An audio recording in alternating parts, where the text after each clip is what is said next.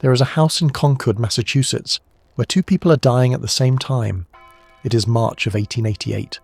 The winter has been long and grey, the kind of New England winter that settles into the bones of a house and stays there.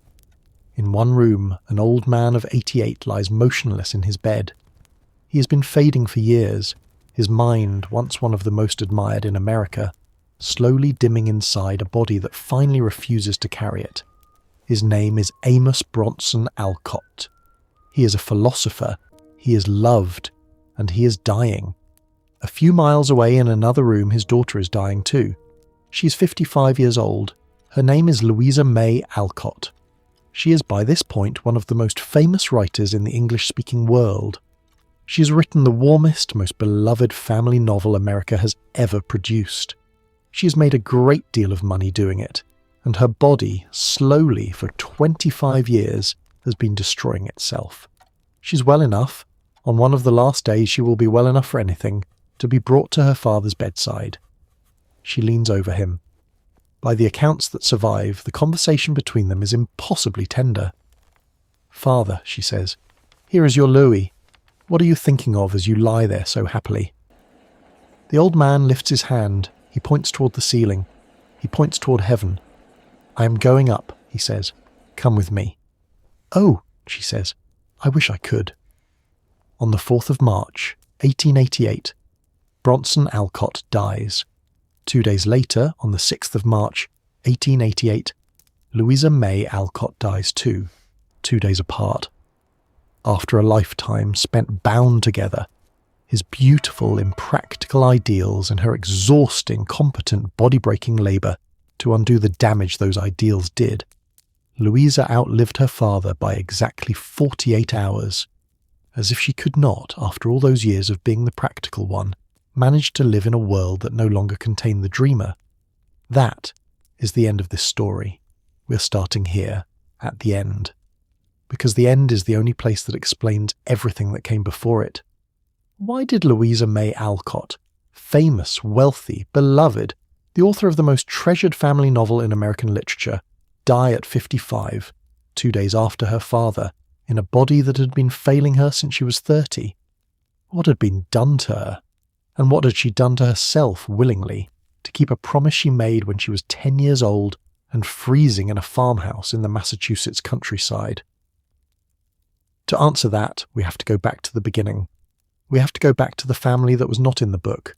And if you have ever loved Little Women, if you grew up inside its pages the way generations of girls have grown up inside its pages, wishing you could climb through the cover and live in that snug, shabby, loving house with Joe and Beth and Meg and Amy, then what I'm about to tell you is going to change the way you see that book forever. It is not going to make you love it less. I promise you that. By the end of this, you may love it more than you ever have, but you will never be able to unknow what was underneath it. Turn the lamp down. We're going in.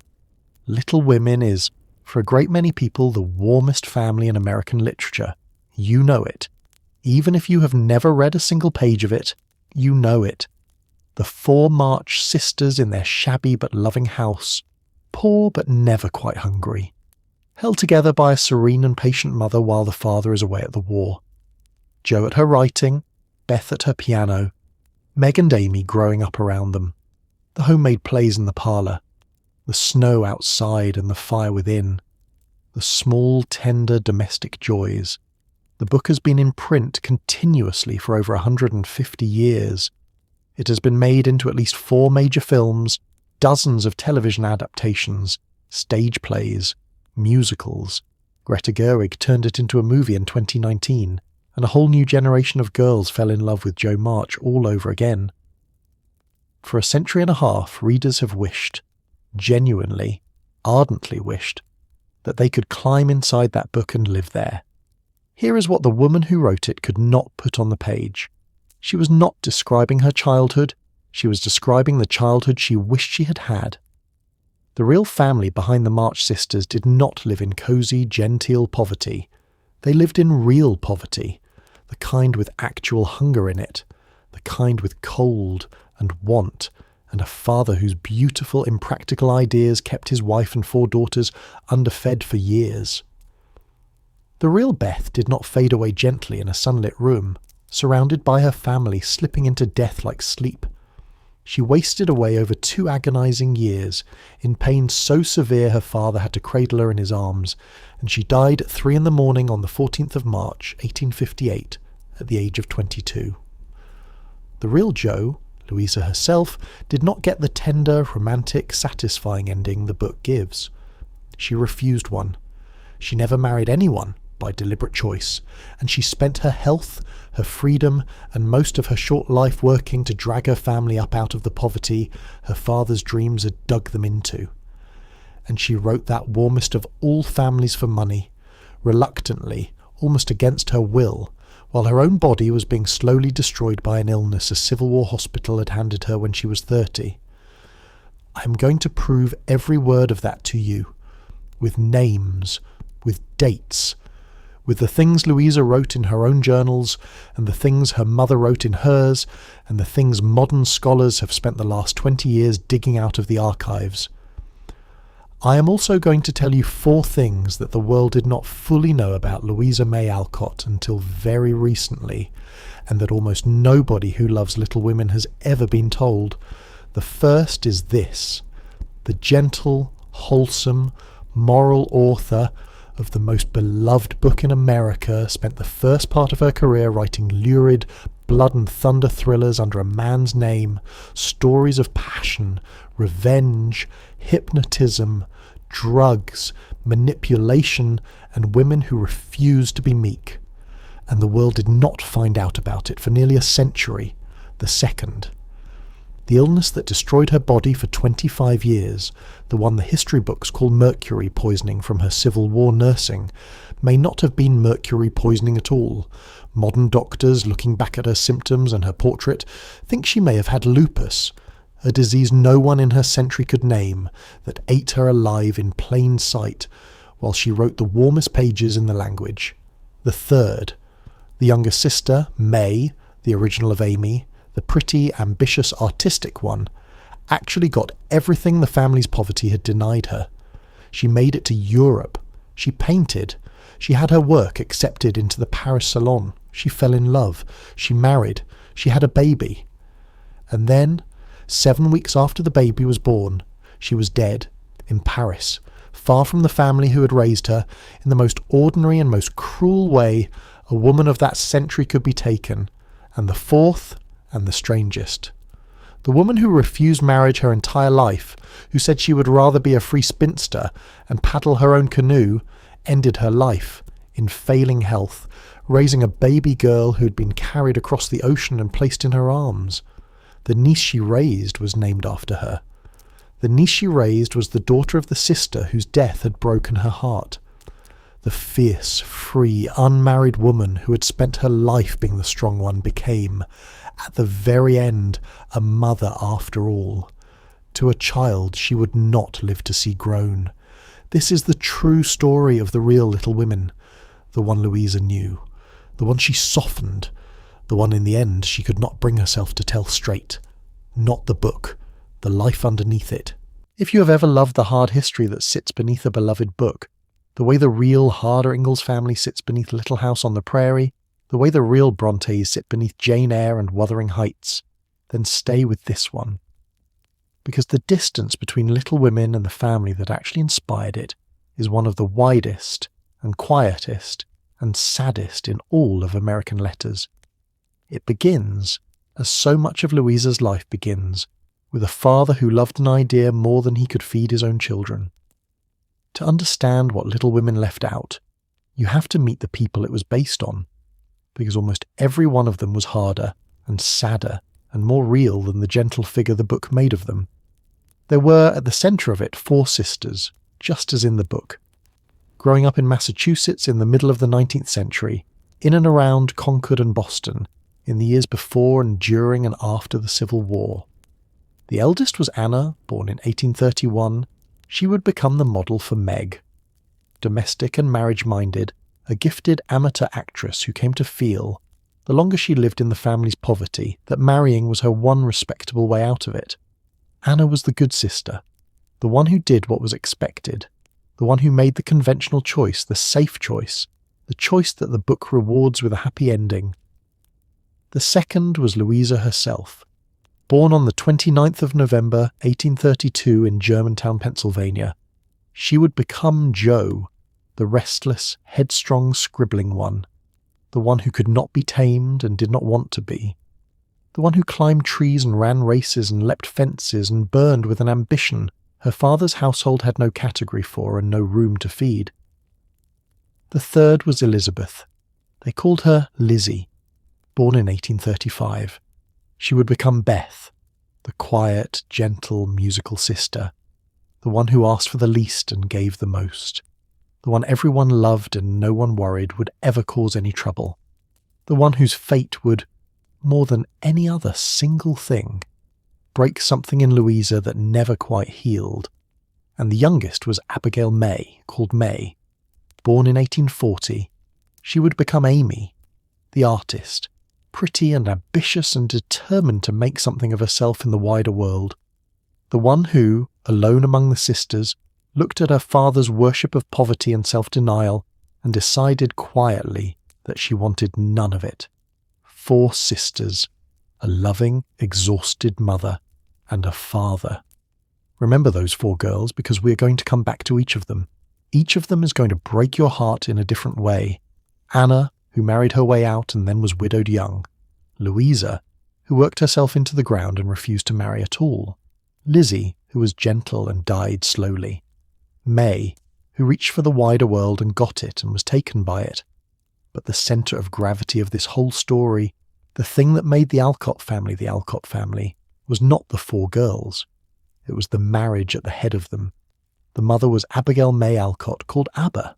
She is the original of Marmee, the serene, endlessly patient mother at the heart of the book, the one who keeps the home fires gently burning, the one who counsels her daughters to be good and gentle and to master their anger.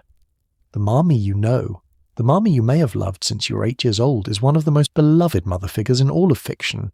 The real Abba was not that woman. The real Abba was loving, yes. The family did revolve around her. But serene is the last word that fits her. The real Abba was worn down to the bone by a life of poverty she had not chosen. She was angry, and her anger was righteous. She had a temper she fought her whole life, the same temper she would hand down like an inheritance to her second daughter.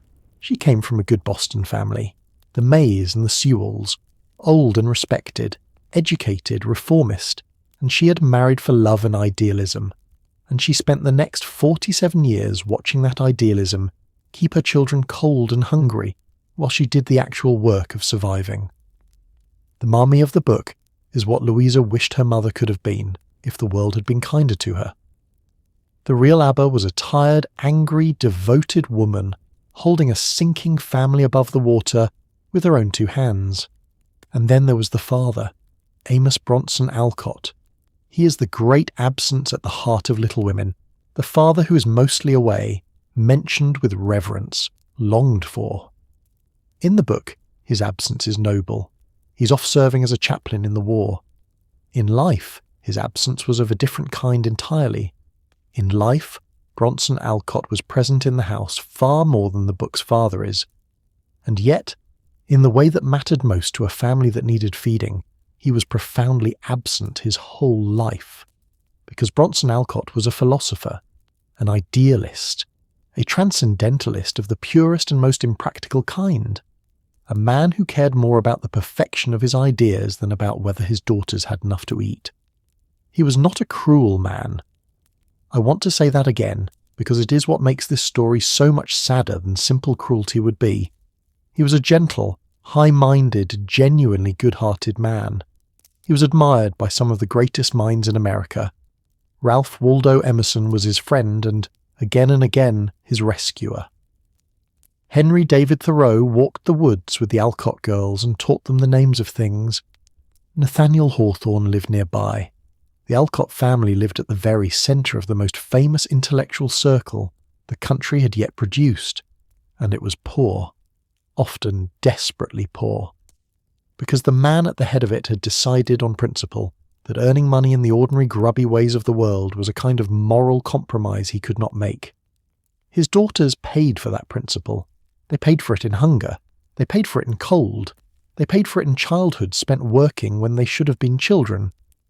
And the one who paid the most, who decided as a girl that she would be the one to haul the whole family out of the pit her father's ideals had dug, was the scribbling second daughter, Louisa, who would grow up to write them all into a book so warm that the world would never guess how cold the real house had been. But first, when Louisa was 10 years old, her father had one more beautiful idea, and it nearly killed them all. Before we get to the beautiful idea that nearly killed them, you have to understand the man who had it. Because Bronson Alcott is the strangest, most infuriating, most oddly sympathetic figure in this whole story, and you cannot understand Louisa without understanding him. He was born in 1799 on a Connecticut farm, the son of a farmer who had no patience for his son's dreaminess. He grew up poor.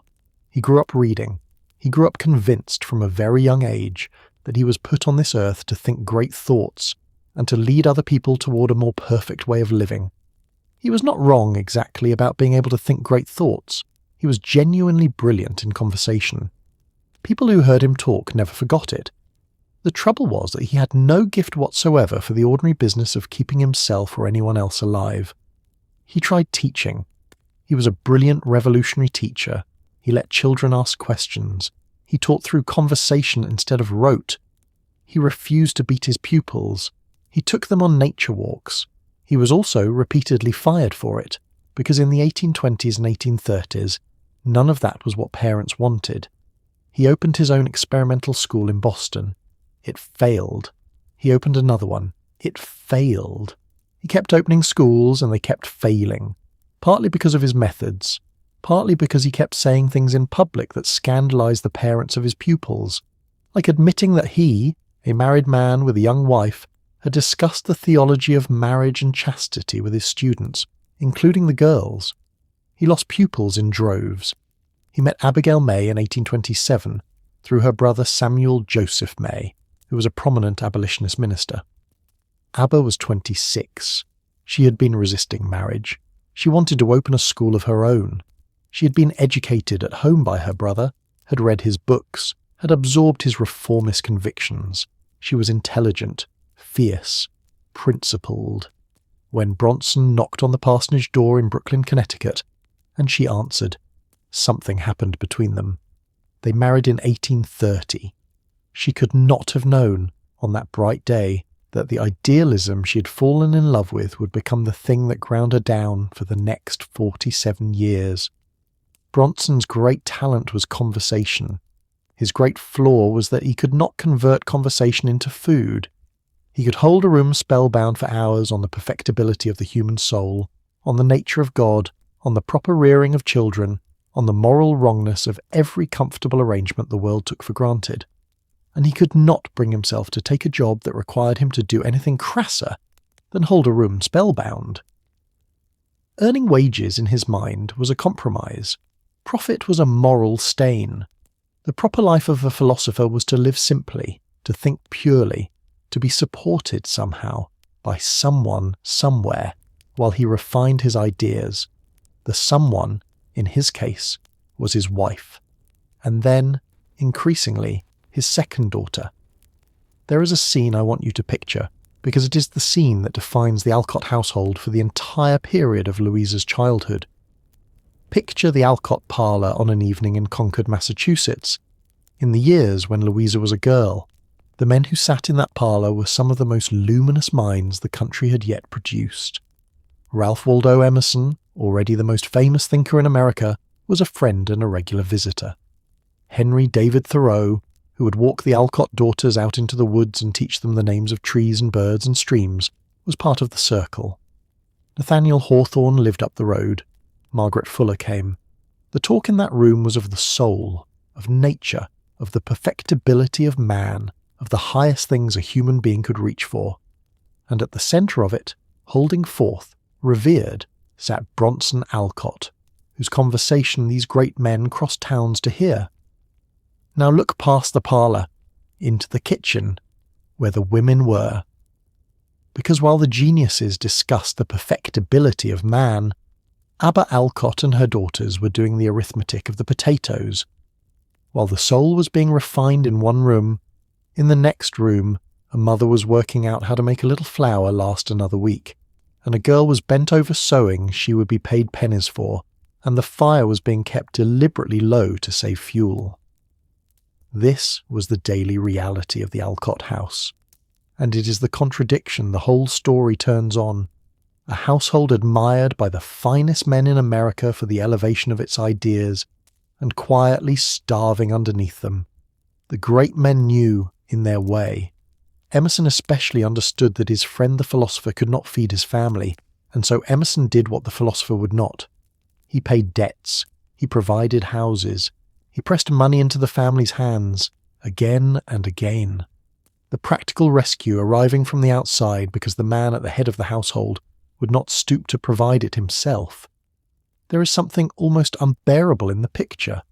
The great thinker being quietly subsidized by his more practical friends, so that his beautiful refusal to earn money would not actually kill his children, and a girl was watching all of it. Louisa grew up inside that contradiction, between the reverence the world gave her father and the hunger her father gave his family, and she drew from it the lesson that would drive her entire life. She learned that being admired and being able to feed your children are two completely different things. She learned that high ideals held by a man could be paid for by the bodies of the women around him. She learned that her father's beautiful mind was, in a practical sense, a parasite on her mother's body and on her own. And she decided, watching the geniuses praise her father while her mother counted the potatoes, that she would be the one in this family who dealt in potatoes, not in praise.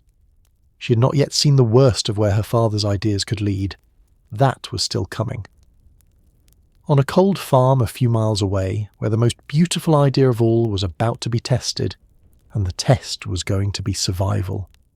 In the spring of 1843, when Louisa was 10 years old, her father gathered up his wife and his 4 small daughters and moved them to a farm in the Massachusetts countryside to begin building heaven on earth. He called it Fruitlands. The farm was 90 acres in the town of Harvard, Massachusetts, about 14 miles from Concord. It was bought by a like-minded Englishman named Charles Lane, who became Bronson's partner in the venture, for the purpose of founding a community so perfectly free of cruelty and compromise that its members could live in something close to a state of grace. They would be, in their own phrase, a consociate family. They would own no property. They would do no harm to any living thing. They would live as much as humanly possible in innocence, and so the rules they set themselves were absolute. And they were, for a family with 4 young children, one of them not yet 3, close to suicidal. They would eat no animal products of any kind. No meat, no milk, no eggs, no butter, no cheese, no honey, only the fruits and grains and vegetables the earth gave up freely. They would wear no wool because wool was stolen from sheep. They would wear no cotton because cotton was picked by enslaved people in the American South. They would wear only rough linen tunics, undyed, that did almost nothing against a New England winter. They would use no animal labour. They would not let an ox pull the plough. They would not keep a horse. And so the planting at Fruitlands was done by hand, by a few impractical philosophers who knew far more about the soul than about the soil, breaking ground with hand tools late in the season, badly. They would use no artificial light, no candles, no lamps. When the sun went down, life simply stopped. They took cold baths in the name of purity, even in winter. They denied themselves nearly everything, on principle, beautifully. And the principal did not care that there were children in the house. The community was small, Bronson and Abba and their 4 girls, Charles Lane and his young son William.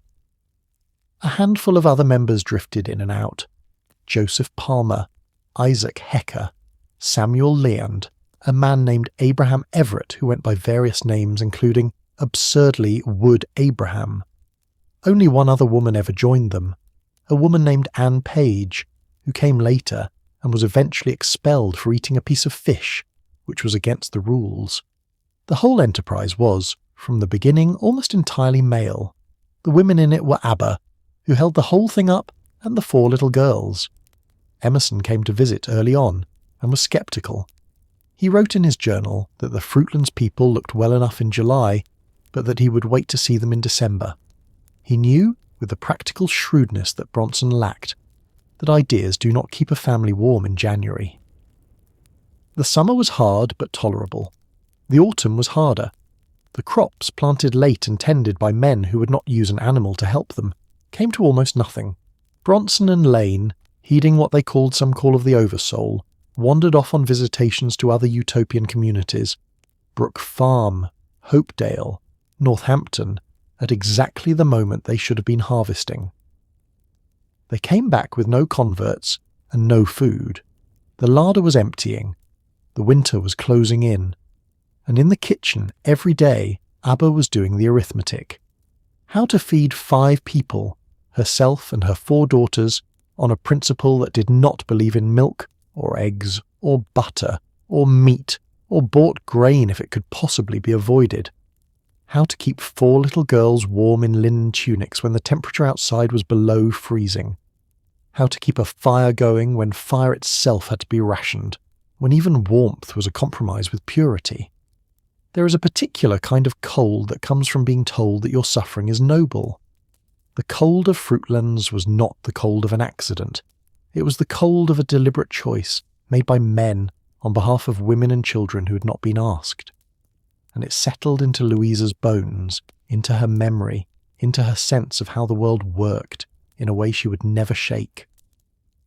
The community lasted in total about 7 months, from June of 1843 to January of 1844.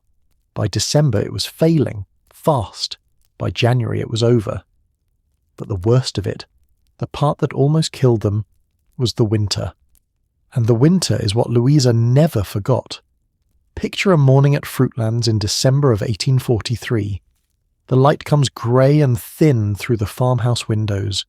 There is no fire worth the name, because even warmth has been rationed by principle. The children rise into air that hurts to breathe. They pull on the rough undyed linen, no wool, never wool, that does almost nothing against the cold. They go down to a breakfast of a little coarse bread and water, because that is what there is, and there is less of it every week. Outside, the fields the philosophers planted by hand, refusing the help of so much as an ox, lie failed and useless under the snow. The grain never came in. The vegetables rotted or were eaten by the few livestock they had been unable to bring themselves to sell. The larder is nearly empty. Inside, the mother moves through the freezing rooms, doing the impossible arithmetic of how to feed 5 people on a principle, while the father holds with perfect serenity to the purity of the dream, even as the dream empties the larder. The children are hungry. They are hungry for a beautiful reason. And hunger has never once in all of history cared about the reason. That is what an ideal looks like from the inside, when the body it is wearing belongs to a child. Louisa was 10, going on 11 that winter. She was old enough to understand exactly what was happening, old enough to feel the cold in her bones, old enough to watch her mother's face as Abba tried, day after day, to keep her daughters alive inside a man's philosophy, old enough to feel, in a way she would never be able to unfeel, that her father's beautiful ideas were a thing that could kill her. This is the part that never reached Little Women, and could not because it is the opposite of cosy. The Alcott family that winter came genuinely close to dying. There was not enough food, there was not enough warmth, and the man whose dream it was, watching his perfect community collapse and his family suffer for it, fell into a despair so deep that, by some accounts, he turned his face to the wall and very nearly stopped eating altogether.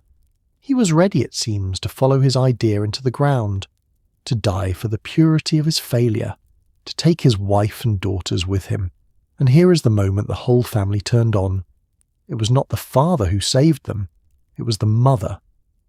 Abba Alcott, watching her husband's philosophy freeze and starve her daughters, did the thing the serene Marmee of the book would never have needed to do.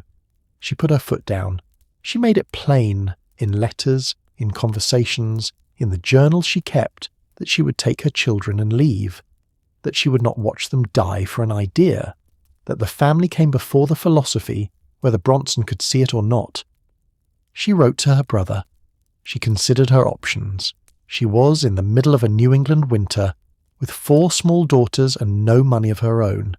preparing to walk out of her marriage rather than watch her children be killed by her husband's dreams. That is not a small thing. In 1843, a married woman had almost no legal existence of her own. Her property was her husband's. Her children were her husband's. Her options, if she left, were nearly nil. ABBA knew all of this. She prepared to leave anyway. She was willing to risk destitution, disgrace, the loss of everything, rather than let Bronson's beautiful idea finish what it had started. Under that pressure, the dream broke. The community dissolved.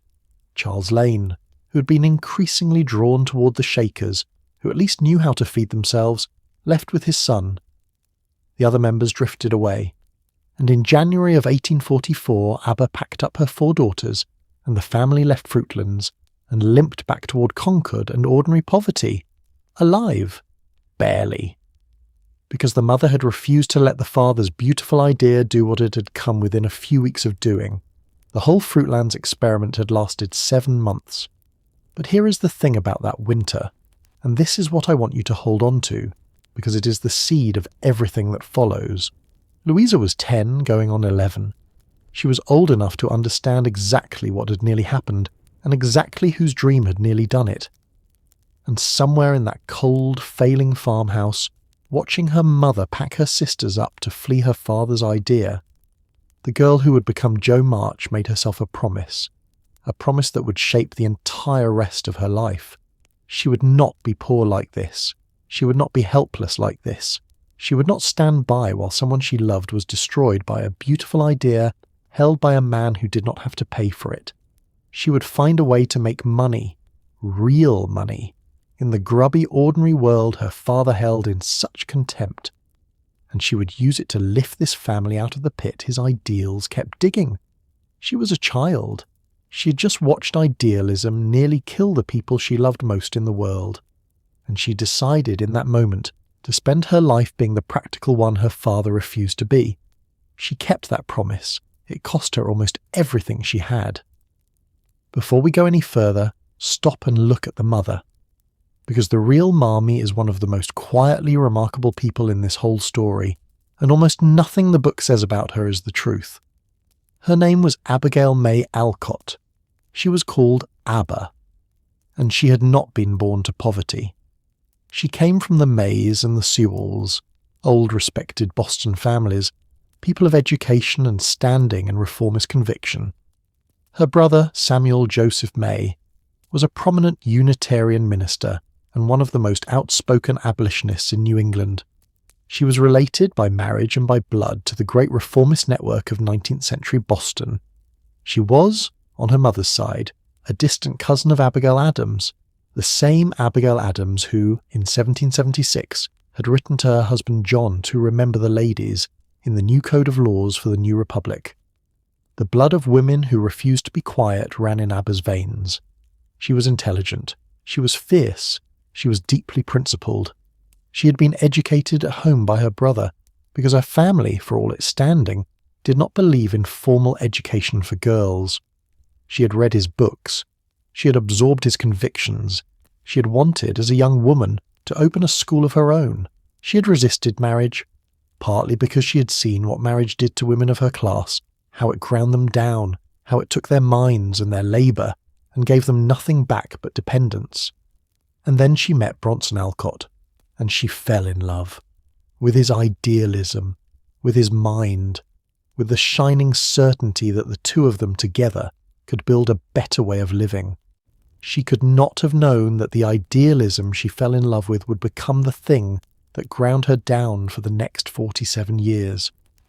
The serene, gentle, infinitely patient Marmee of the book is a fantasy, and it is worth saying so plainly, because the real woman was so much more than that, and so much more interesting. The real Abba was not serene. Abba was angry, and her anger was righteous, and it was one of the truest things about her. She had a temper she fought her whole life, the same temper she would hand down, like a family heirloom, to her second daughter. And unlike the book's Marmee, who counsels Jo to master her anger and be sweet, the real Abba seems to have understood something subtler and more useful. She understood that a woman's anger could be a moral instrument, a refusal to accept that the suffering of the poor and the powerless was simply the way of things. The book's Marmee tells Jo to conquer her temper. The real Abba channeled hers. She channeled it into work, to bring money into a family her husband would not support. Abba did something almost no woman of her time and class did.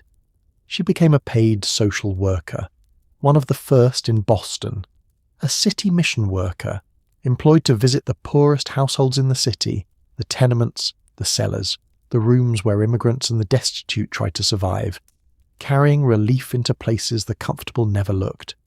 She carried food, she carried medicine, she carried advice. She saw every day the women her husband's class refused to see, and she came home every night to a household that was itself half destitute and held it together while her husband held conversations. So the real Marmee was not a soft presence keeping the home fires gently burning. She was a working woman, exhausted, often furious, doing paid labour among the destitute by day and holding her own half-destitute family together by night, all while married to a man whose beautiful principles forbade him from helping. She kept journals, and in them you can hear the real cost of it, the weariness, the resentment she fought down, the sheer grinding effort of loving an impractical man and refusing to let his impracticality destroy their children. She wrote about her rage. She wrote about her fears. She wrote about watching her daughters go without, and about the bitter knowledge that she had brought them into a household that could not feed them. She wrote in one entry that she felt she had been made a victim of conscience, that her husband's conscience, his beautiful principles, had been paid for out of her body and her daughters' bodies. She was right. That is exactly what had happened. And she did refuse. We have already seen the proof, at Fruitlands, where it was Abba, not Bronson, who saved the family by being willing to break it. That is the real Marmee. Not the woman who keeps everyone gentle, but the woman who, when the philosophy turns deadly, is hard enough to choose her children over her husband's dream. The woman who is willing to walk out the door into the winter into a world that gives married women nothing, rather than watch her daughters be killed by an idea. Louisa learned almost everything that mattered from this woman. She learned that a woman could work, could earn, could be the strong one. She learned that anger could be a kind of love. She learned that being gentle was not the same thing as being good, and that sometimes the most loving thing a mother could do was refuse. And she learned, watching her mother carry a family her father would not, exactly what she herself was going to have to become. Abba died in 1877, worn out, with Louisa nursing her to the end. The daughter caring for the mother, the way the mother had spent her life caring for everyone. The serene Marmee of the book got to rest in the warm glow of her happy family. The real one worked herself into the ground, and was tended at the last by the daughter she had taught to be strong. Louisa gave her, in the book, the peace she never had in life. It was the least and the most that a grieving daughter could do. After Fruitlands, the Alcotts settled into a long stretch of the ordinary poverty that would define Louisa's whole childhood and youth. They moved often. Over the course of Louisa's first 20 years, the family moved something like 30 times, chasing cheaper rent, chasing the kindness of friends, chasing whatever work Bronson could be persuaded to take, which was never enough and never lasted. They lived in Concord, in Boston, in Walpole, in Dedham, in still smaller towns in between. They took in boarders when they could. They relied, again and again, on the quiet charity of the great men who admired Bronson's mind, while his wife and daughters went without. Emerson paid debts. Emerson provided houses. Emerson, on more than one occasion, simply provided money for the family's upkeep. Hawthorne, more sourly, noted in his journal that the Alcotts were always being rescued by their friends. And through all of it, the father continued to be the father he was, holding conversations, refining his philosophy, declining to lower himself to paid work that might have fed his children. A good and gentle man presiding, with perfect serenity, over a household that was quietly desperate. So somebody else had to do the feeding, and increasingly that somebody was Louisa. From the time she was a teenager, 15, 16, 17 years old, Louisa Alcott went to work in every humble way a respectable young woman of that era could, and several that were barely respectable at all. She taught school, she disliked it. The children were restless, the pay was miserable. The hours were long and the work was thankless. She sewed, endlessly, for pennies. She sat for hours bent over needlework that she would be paid almost nothing for, making shirts and shifts and bonnets for women who could afford to pay someone else to make them. She wrote, later, that the sewing was worse than the teaching, because at least the teaching made her think. The sewing only made her tired and broke her eyes. She took in washing, she did laundry. The daughter of a man Ralph Waldo Emerson crossed towns to converse with, on her knees over a washtub. And she worked for a wretched stretch as a domestic servant in another family's house. A humiliation that bit so deep she never forgot it.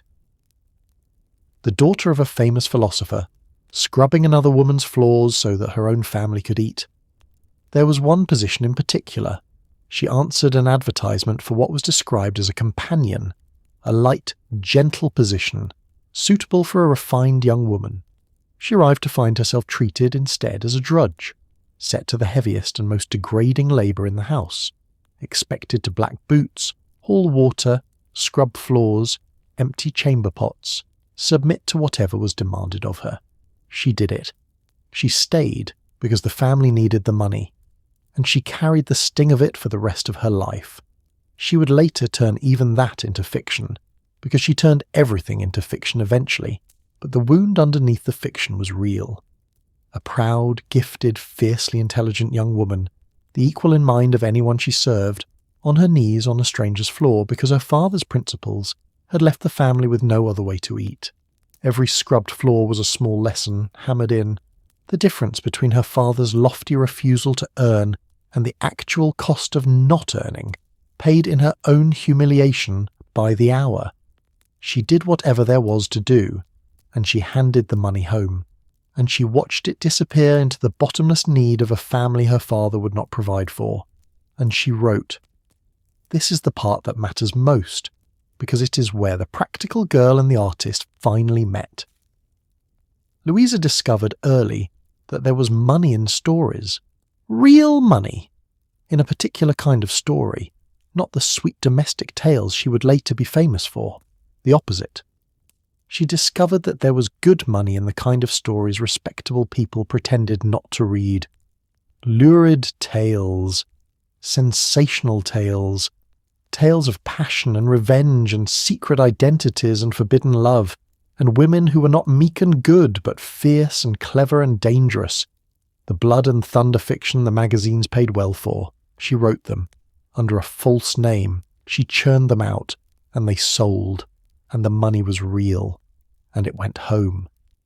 For years, the secret engine of the Alcott family's survival was a young woman writing sensational potboilers in secret, and signing them with a name that was not her own, because the daughter of the great moral philosopher had quietly become the family's breadwinner by writing exactly the kind of thing he would have despised. Think about the shape of that for a moment, because it is the whole tragedy of Louisa's youth in a single image. The high-minded father, refusing on principle to dirty his hands with money, admired by the finest minds in America, holding conversations in parlours while his daughters scrubbed floors, and the daughter, in secret, dirtying her hands with the cheapest, most lurid kind of writing there was. To buy the food his principles would not, signing someone else's name to it so the family's reputation would survive. He kept his ideals clean. She paid for the privilege, in labour, and in pride, and in years of her one short life, and she did it without ever, as far as the record shows, being thanked for it as the thing it was, which was the salvation of them all. She was not yet the famous author of the most beloved book in America. She was a tired young woman writing trash under a fake name to keep her family fed, and she had not yet paid the largest price the world was going to ask of her. That bill came due in a Civil War hospital, and it would be charged to her body, and she would still be paying it on the day she died. But before the war, the family suffered the loss that would become the most famous death in American children's literature. And the real version of it was far harder than the gentle one the book would give the world. Of all the things Little Women softened, it softened this one most, and it had to, because the truth of it was more than a children's book could hold. Beth March is, for many readers, the emotional centre of the whole novel. The shy, gentle musical sister who never wants anything for herself, who catches a fatal illness from a poor family she has been nursing, who fades slowly and sweetly and bravely toward a death so gentle it reads almost like falling asleep. Generations of readers have wept over Beth. Her death is one of the most famous in all of American fiction, precisely because it is so soft, so peaceful, so bearable. She dies at home. She dies in her own bed. She dies surrounded by her family. She dies, in the book's phrasing, in the arms of the sister who loved her most, having accepted her fate, having said her goodbyes, having been brave and good and gentle to the end. The real Beth was Louisa's sister Elizabeth. They called her Lizzie, and her death was none of those things. Like Beth, Lizzie was the quiet, gentle, musical one, the sister who asked for the least and gave the most, the one everyone loved and no one worried would ever cause any trouble. She played the piano, she kept to herself, she helped with the house. She was good, in the way that gentle people are good, without ever making a performance of it. And like Beth, she caught her death from the poor. The Alcotts, for all their own want, were a family that gave. It was bred into them, by Abba's example and by Bronson's principles, that you helped the people who had less than you, even when you had almost nothing yourself. And so when an impoverished immigrant family nearby fell ill, the Alcott women went to help them. They nursed them. They brought them food. They sat with them. And out of that act of charity came scarlet fever, into the Alcott house, into Lizzie. That much the book keeps. What the book cannot keep is what came after. Lizzie did not fade gently. She lingered. The scarlet fever did not kill her cleanly. It broke her health. It left her wasting slowly over roughly 2 years, her body failing by degrees while her family watched. Helpless, unable to do anything but love her and wait. It was long, and it was hard, and it was not peaceful. The pain was severe. Bronson, the father whose ideals had nearly starved them all at Fruitlands, would cradle his dying daughter in his arms for hours, trying to ease her suffering because there was nothing else to be done. The needle became too heavy for her to lift. She could no longer sew.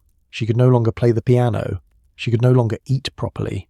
A young woman in her early 20s, who should have had her whole life in front of her, was instead spending 2 years dying in a poor house, while her family spent 2 years watching her go. There is a question that modern scholars have raised about Lizzie's death, and it is worth pausing on because it changes how you read both the real story and the book. The standard theory for over a century was that Lizzie died of congestive heart failure brought on by rheumatic fever, a known complication of scarlet fever, well documented in the medical literature of the time. That is the theory that fits the book's version. She got sick, it weakened her heart, she faded. But the scholar Anne Boyd Rue, looking closely at the records, has pointed out that none of the several physicians who attended Lizzie mentioned rheumatic fever, a disease doctors in the 1850s knew how to recognise. One suggested consumption. Another diagnosed hysteria, a catch-all that 19th century male doctors used for maladies in women with psychological causes that they could not explain. And Lizzie's own actions and psychological profile, as Rue reads them, suggest something else. Something that the doctors of 1858 had no name for, because the medical literature would not name it until 1873. Anorexia nervosa. The possibility that the gentlest sister, the one who asked for the least, who spent her short life learning to deny herself, in a household that taught self-denial as a religion, may have been quietly starving herself to death, not from lack of food, but from a disease of the will that no one around her could see, is one of the most painful ideas in this whole story. We cannot know for certain. The records are too thin. But the possibility sits there, in the gap between what was observed and what was understood, and it makes Lizzie's slow death even harder to read. When the end finally came, it came in the small hours of the morning of the 14th of March, 1858.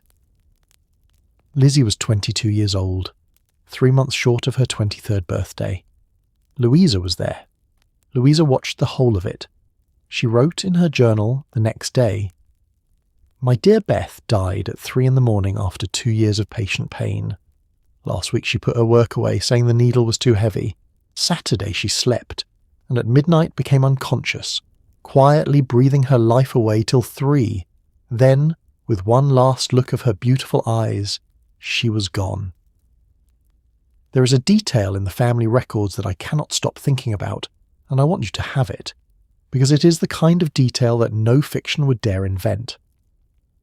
At the moment of Lizzie's death, Louisa, her mother, and the doctor who was present all reported seeing the same thing, a ghost-like mist rising from Lizzie's body, as if something, the girl herself, the suffering, the 2 long years of pain was leaving her at last. Whether you believe in such things or not, the fact that all 3 of them reported it independently tells you something about what that room felt like at 3 in the morning on the 14th of March, 1858. It tells you that something had been lifted, that the long dying was over, that the gentle sister was finally at peace. Years later, when Louisa came to write Little Women, she gave the world a gentler version of her sister's death, a version she could bear to set down, a version the children reading it could bear to read.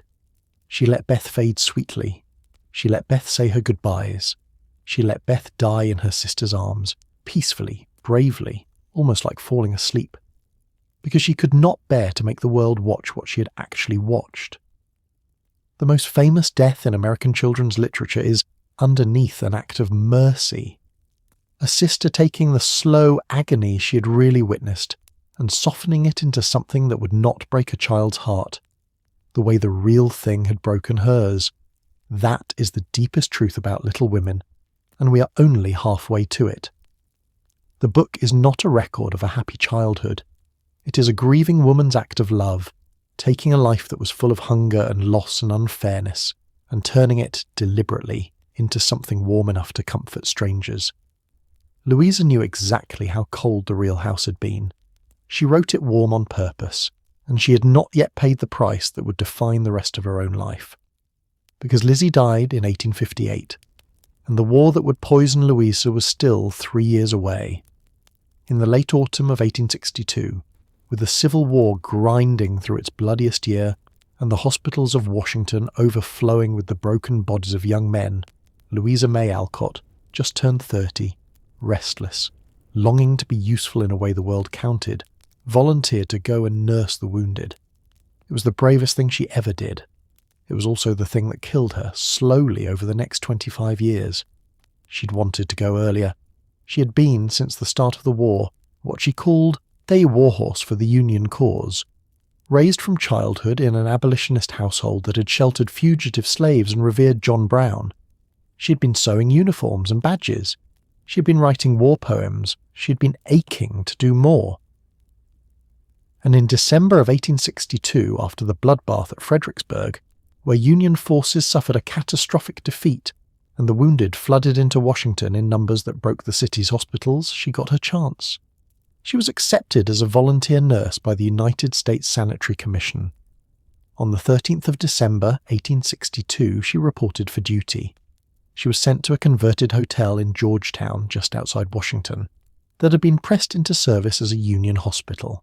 It was called the Union Hotel Hospital, and Louisa, who arrived full of purpose and idealism, took one look at it and gave it a name of her own. She called it the Hurly-Burly Hotel. It was a grim, crowded, poorly run place. 3 stories, poorly ventilated, with damp cellars and no provisions for bathing the patients. The cots ran in long rows in the wards, and in them lay the boys, because that is what most of them were, boys, far from their mothers, some of them missing pieces of themselves, some of them quietly dying of wounds that had looked survivable a week ago. The smell of the place never left her. The sweet, rotten smell of gangrene, the sharp bite of the chemicals, the underneath smell of too many sick bodies in too small a space. The air was thick with it. It had not stopped smelling like the wrong thing for a single hour since the wounded began arriving. About 20,000 women served as nurses in Civil War hospitals. Most of them left no record of what they did. Louisa left a record because Louisa was a writer, and she could not help writing down what she saw. She wrote letters home to her family, vivid, raw, funny, furious, full of the men she tended and the boys she watched die. Those letters would later become her first real literary success, but that was still ahead of her. In December of 1862, she was just a woman in a ward doing the work. She threw herself into it. She walked the rows in the lamplight, washing, feeding, changing dressings, writing letters home for men who could no longer hold a pen, and sitting, when there was nothing else to be done, with the ones who were leaving. She was good at it. She had been raised, after all, to be the one who steps into the place where someone is needed and does the hard thing without flinching. Death turned out to be one more such place, and Louisa met it the way she met everything, by working. She wrote, afterward, about one of them in particular, a blacksmith from Virginia, a big, strong, quiet man dying of a wound to the chest, and the hours she spent at his cot, in the small hours of the morning as he went. There is a tenderness in how she tells it that the cosy book never quite reaches, because this was real. This was a stranger's death held in her own two hands at 3 a.m, the most intimate thing one person can do for another, and one she did, in those weeks, again and again. She did not know as she walked those rows, as she sat through that blacksmith's last night, that the same wards that bred the men's gangrene were breeding the fevers, that the fevers did not care that she had come to help, that even as she sat with the dying, the typhoid was already finding its way into her own blood. She had 6 weeks. She did not know they were 6 weeks. She thought she was at the beginning of a long service, and she was in fact very near the end of her own health. On the 21st of January 1863, after just over 5 weeks in the wards, Louisa collapsed. Typhoid fever, pneumonia, the diseases that bred in those wards as surely as grief did. She was burning up, delirious, her body failing under the assault of 2 illnesses at once. And then the cure did what the disease had not finished. The medicine of the day for a case like hers was calomel, a compound of mercury, mercurous chloride, administered freely and confidently by doctors who did not yet understand that they were dosing their patients with poison. Calomel was the standard treatment for typhoid. It was given in large doses. It was given for weeks. And the mercury, once it was in the body, did not come out. Louisa was given calomel, a great deal of it, and the mercury went into her body and never fully came out. She was sent home to Concord, delirious, her hair shorn off, so near death that her family feared they would lose her. For weeks she lay at home, out of her mind with fever, her thick chestnut hair cut short so it would not tangle in the sweat and the thrashing, her family taking turns at her bedside the way she had taken turns at the bedsides of strangers' sons. Not knowing whether she would wake as herself, or wake at all, she did wake. But the woman who came home from that hospital was not the woman who had left. She was 30 years old. She had volunteered out of the purest motive she had to ease the suffering of others, and the price of those 6 weeks was the next 2.5 decades of her own health. Everything she did after this, every book, every triumph, every year of the fame that was finally coming, she did inside a body that was quietly being destroyed by a war she'd served for 1.5 months. There is a terrible irony folded into it, and it is worth naming, because it rhymes with the whole shape of her life. Louisa Alcott spent her childhood paying for her father's idealism, working and scraping to undo the damage his beautiful principles did to the people he loved. And then, as a grown woman, she committed an act of pure idealism of her own. She went to serve and heal, out of nothing but goodness, and it cost her even more dearly than his ever had. The high-minded impulse that nearly starved the family in childhood, and the high-minded impulse that poisoned Louisa in adulthood, were, at bottom, the same impulse. The reaching for the good. And in this family the reaching for the good always seemed to be paid for by the women's bodies. She came home broken, and she began slowly to write her way out of the ruin, but she would write it, and live the fame of it, as a sick woman. The Warmest Family in America was written by a woman whose own body was, even as she wrote, slowly poisoning her to death.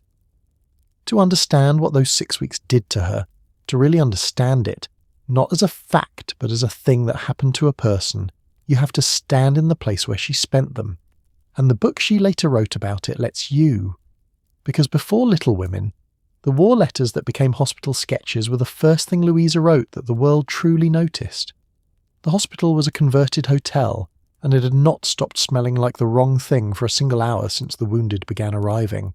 The air was thick with it, the sweet rotten smell of gangrene, the sharp bite of the chemicals, the underneath smell of too many sick bodies in too small a space.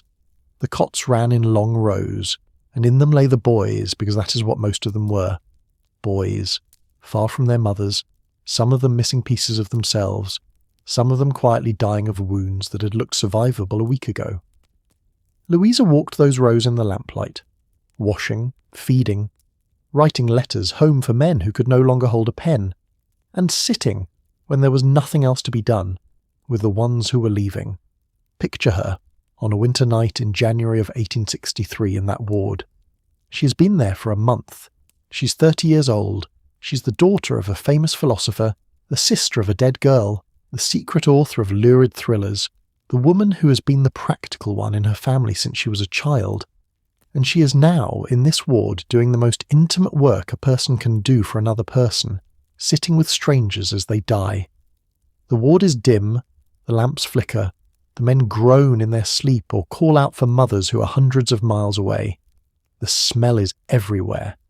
There is a man 2 cots down who will not make it to morning, and she knows it, and he knows it, and she has been sitting with him on and off through the evening because there is no one else to sit, and someone should. She takes his hand. It is hot and dry and too thin. She tells him she is there. She does not tell him he is dying because he has not asked, and because what would be the use? She just sits. She holds the hand. She watches his breathing slow. She watches his face change. She is, in this moment, the only person in the world who is fully present with this man, and she is doing the thing that her mother taught her, by example, that women do. The thing that does not get noticed, and does not get thanked, and does not get paid, and that holds the world together. And here is the ticking clock under the whole scene. The thing she could not see, even as she lived it. The same wards that bred the men's gangrene bred the fevers. The fevers did not care that she had come to help. Even as she sat through that man's last night, even as she walked the rows being useful, the typhoid was already finding its way into her own blood. She had 6 weeks. She did not know they were 6 weeks. She thought she was at the beginning of a long service. And she was, in fact, very near the end of her own health, when she was well enough to write, when the fever had broken, when she'd been carried home to Concord, when she was lying in her own bed trying to put herself back together. She went back through the letters she had sent from the hospital, and she shaped them into a book. She invented a narrator for them, a slightly comical, warm, sharp-eyed woman she called Tribulation Periwinkle, Trib, and she published the letters, lightly fictionalized, as hospital sketches.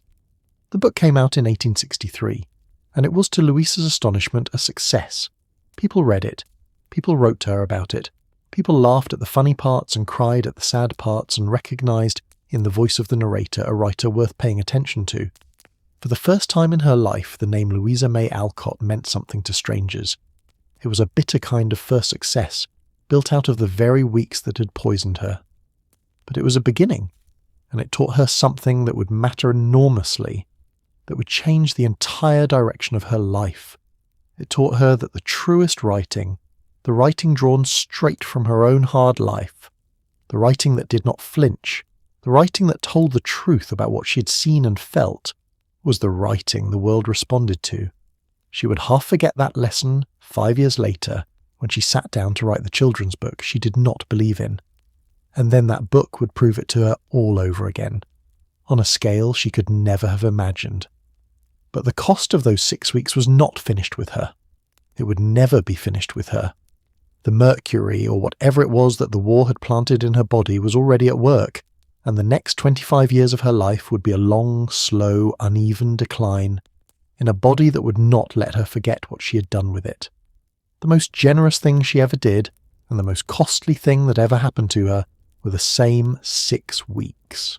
She walked into that ward whole, and she would never walk out of the consequences. Here is where the story takes a turn that even Louisa herself could not have predicted. Because for over a century, the standard explanation for what was wrong with her, the explanation in every biography and every documentary and every classroom, was simple: mercury poisoning. She was given calomel in the hospital. The mercury poisoned her. She suffered from the effects for the rest of her life. Case closed. But in 2007, 2 doctors and a medical historian published a paper in a journal called Perspectives in Biology and Medicine that reopened the case. And what they found changes how you read the entire second half of Louisa's life. The standard biographies, they noted, all proposed that her long-term illnesses were due to acute mercury poisoning from the inorganic mercury medication she received for typhoid in 1863. Louisa herself believed this. Her family believed it. Her doctors believed it. It has been the accepted explanation for 150 years. But when the researchers went back through the records, through Louisa's own descriptions of her symptoms, through the accounts of her doctors, through the long, detailed record of her declining health over 25 years, they found that acute mercury poisoning could not have caused her long-term complaints. The symptoms did not match. The course of the illness did not match. The things that were wrong with her, the things that came back again and again over 2.5 decades, were not the things that mercury poisoning does. So what was it? The researchers proposed something else. They proposed that Louisa May Alcott suffered from a multisystem disease, possibly originating from the effects of mercury on her immune system. The mercury may not have poisoned her directly. It may have triggered something. It may have set off an immune response that, once started, never stopped. It may have lit a fire in her body that the body could not put out. And then they went further. They looked at her portrait, the one that hangs in the archives, painted late in her life when she was already sick. And they noticed something, a faint rash, across the bridge of her nose, across her cheeks, the butterfly rash, the signature mark of a disease that no doctor in Louisa's lifetime could have named, because the disease would not be formally described in the medical literature until decades after her death. Systemic lupus erythematosus, SLE, lupus. Lupus is an autoimmune disease. The body's immune system, for reasons no one fully understands, turns on the body itself. It attacks the joints, the skin, the kidneys, the heart, the nervous system.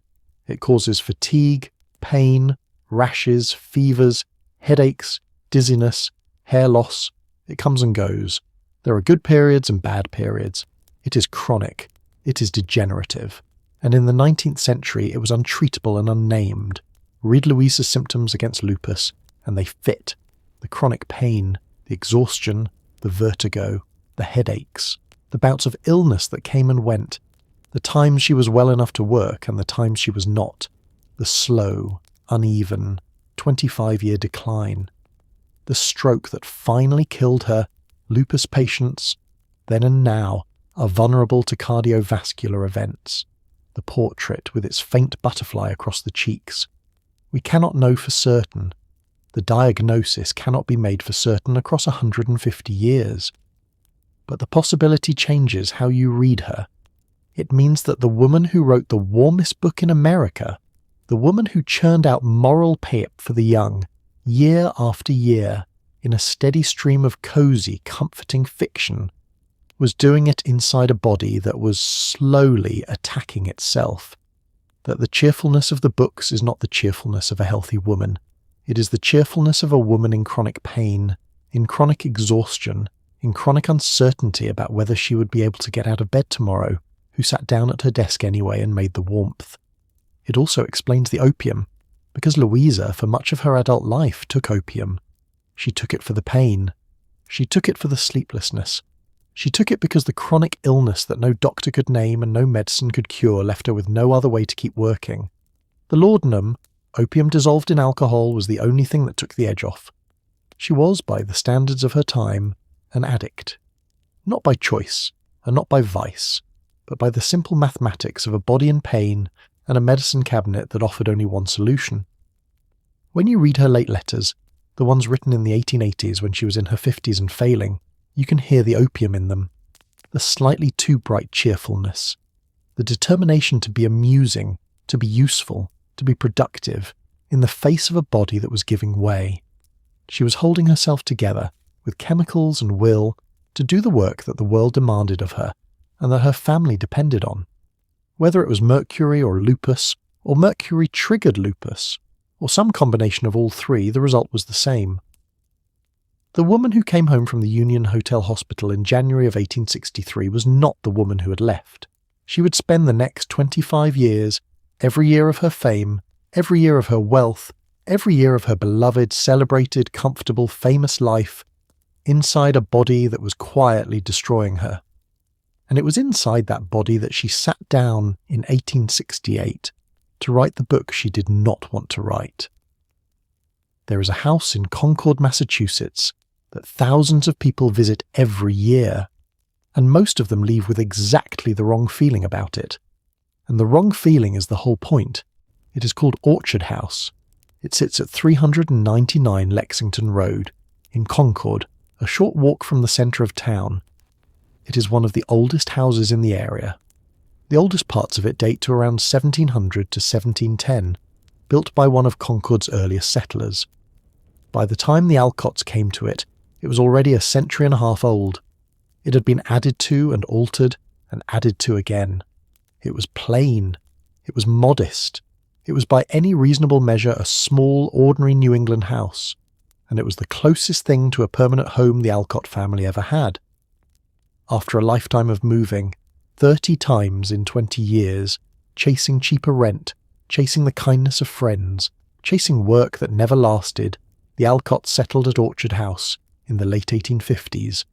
They bought it, finally, with help from Emerson and others, in 1858. And it was here that the family for the first time had something like a stable address. They lived there for nearly 20 years. It was here that Louisa, returning from the war broken, came home to recover. It was here that her mother kept her journals, that her father held his conversations, that her sisters came and went and married and grieved. It was here, in a small writing desk her father had built for her against a bedroom wall, that Louisa sat down in 1868 and wrote Little Women. The book and the house are bound together forever. The home in the novel, the snug, imperfect house full of love, with the 4 sisters growing up in it, draws directly on this one. The physical details of the March house in the book are the physical details of Orchard House, and so people come from all over the world to see it. They walk through the rooms with something like reverence. They stand in the parlour, they climb the stairs, they see the small bedroom with the half-moon desk built into the wall, the desk where Louisa wrote, and they feel, standing there, that they are close to the source of all that warmth. They are standing, in fact, in the place where a sick woman wrote a beautiful lie about a hard life. That is the thing the cosy pilgrimage cannot quite hold. The house is real. The love in it was real. But so was the poverty that had chased the family into it. So was the want they had known in a dozen places before it. So was the recent death of gentle Lizzie, who had died in this house, in this room 2 years before. So was the Mercury, or the Lupus, or whatever it was, already at work in the body of the woman writing at that little desk. Louisa did not write Little Women in the glow of a happy life. She wrote it in a body the war had broken, about a childhood that had nearly starved her, transmuting all of it deliberately into the warmth that visitors now travel across oceans to stand inside. There is a detail about that writing desk that I want you to have, because it is one of the small, true, perfect details of this story. The desk is a half-moon of wood, built into the wall between 2 windows in Louisa's small bedroom. Bronson built it for her. It is barely more than a shelf. It is the kind of desk that a child would use, in a room that a child would sleep in, and Louisa was a grown woman, 35 years old, when she sat down at it to write the book that would make her name, and beside the desk, on the wall, May, the younger sister, the artist, the original of Amy, had painted a panel of calla lilies and nasturtiums. She had painted it to cheer Louisa up during the long recuperation from the war. While Louisa was lying in that bed, delirious, her hair shorn, her body failing, May had stood on a chair and painted flowers on the wall beside her sister's writing desk, so that when Louisa was well enough to sit at it again, there would be something beautiful to look at. May later added a baby owl on the mantel, and an oil painting of an owl on the outer wall by Louisa's bed. The room is full of May's gifts. The whole house is full of them. And it was in that room, at that desk beside those painted lilies, that Louisa sat down to write the most beloved book in American literature. You could call what she did there a deception. And in a narrow sense it is. She took a cold childhood and made it warm. She took a starving family and made it merely poor. She took a gentle sister's agonizing 2-year death and made it a sweet, peaceful fading. She took an absent, impractical father and made him a noble chaplain away at the war. She took a tired, angry working mother and made her serene. But stand in that small bedroom, at that little built-in desk, and it feels like something else entirely. It feels like the most generous thing a person could do. A woman who'd been given so little warmth sat in that room and manufactured warmth by the bookful and gave it away. And the giving was so complete that a century and a half later, people would mistake the warmth she invented for the life she actually lived. They come looking for the happy family. They stand in the room and feel the coziness of the book wash over them. What is really there, in that house, at that desk, is the woman who made the happy family up. Out of her own hard life, out of her own broken body, out of her own grief, for the rest of us. Here is the thing almost no one knows about Little Women, the most beloved family novel in the language. The woman who wrote it did not want to write it. She thought the idea was dull, and she did it mostly because she needed the money. By the late 1860s, Louisa had built a modest reputation. Partly on her war letters, hospital sketches had done well. Partly on her sensational stories, the blood and thunder thrillers she wrote under the name A.M. Barnard. She was not rich, she was not famous, but she was a working writer with a name that meant something to a small readership, and she was getting by. And her publisher, a man named Thomas Niles, of the Boston firm Roberts Brothers, came to her with a request that she found uninspiring in the extreme. He wanted a book for girls. There was, he told her, a market for wholesome stories aimed at young girls, a growing market. Roberts Brothers wanted to enter it. And he thought Louisa, who had written successfully for magazines, who had a warm and readable style, who was, after all, a woman, and had once been a girl, could write one. Louisa's reaction, as she recorded it in her journal, was a single dry sentence. Niles, partner of Roberts, she wrote, asked me to write a girl's book. Said I'd try. That was it. Said I'd try. Not, I have a great idea. Not, I have been waiting for this opportunity. Said I'd try. The tone of a woman who does not believe in the project, who is doing it as a favour, who's doing it because the family needs the money, as the family always needed the money, and a contract is a contract. She did not want to write it. She found the idea of a quiet domestic girl's story tame and uninteresting. By her own account, she had never especially liked little girls, nor known many besides her sisters. She had been writing tales of passion and revenge and danger for years. She thought of herself as a writer of altogether stronger stuff. The whole project bored her in advance. But the family needed the money. Her mother's health was failing. Her sister May needed support for her art. The household at Orchard House was running on Louisa's earnings, and Louisa's earnings were never quite enough.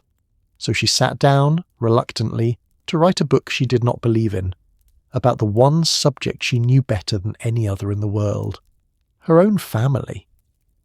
She took the 4 sisters, Anna, herself, Lizzie, May, and turned them into Meg, Jo, Beth, Amy.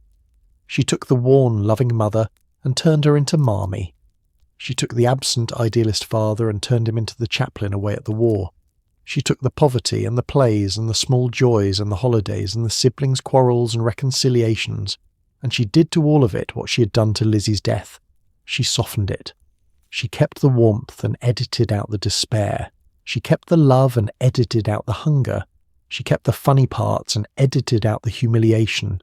She kept the sisters and edited out the starving, the freezing, the dying, the working as a domestic servant, the writing of lurid thrillers under a false name, the chronic illness, the Mercury, the anger, the radical politics, the refusal to marry, the suffrage work, the Underground Railroad.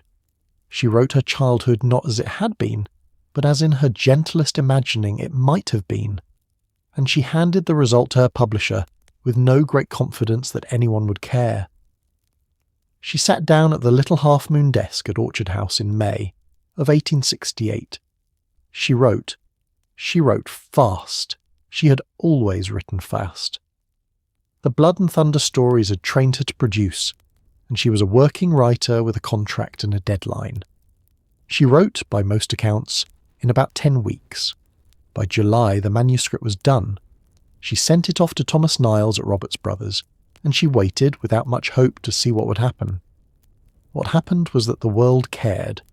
The world cared as it had never cared about anything she wrote. The first part of Little Women was published on the 30th of September, 1868. The first print run was 2,000 copies.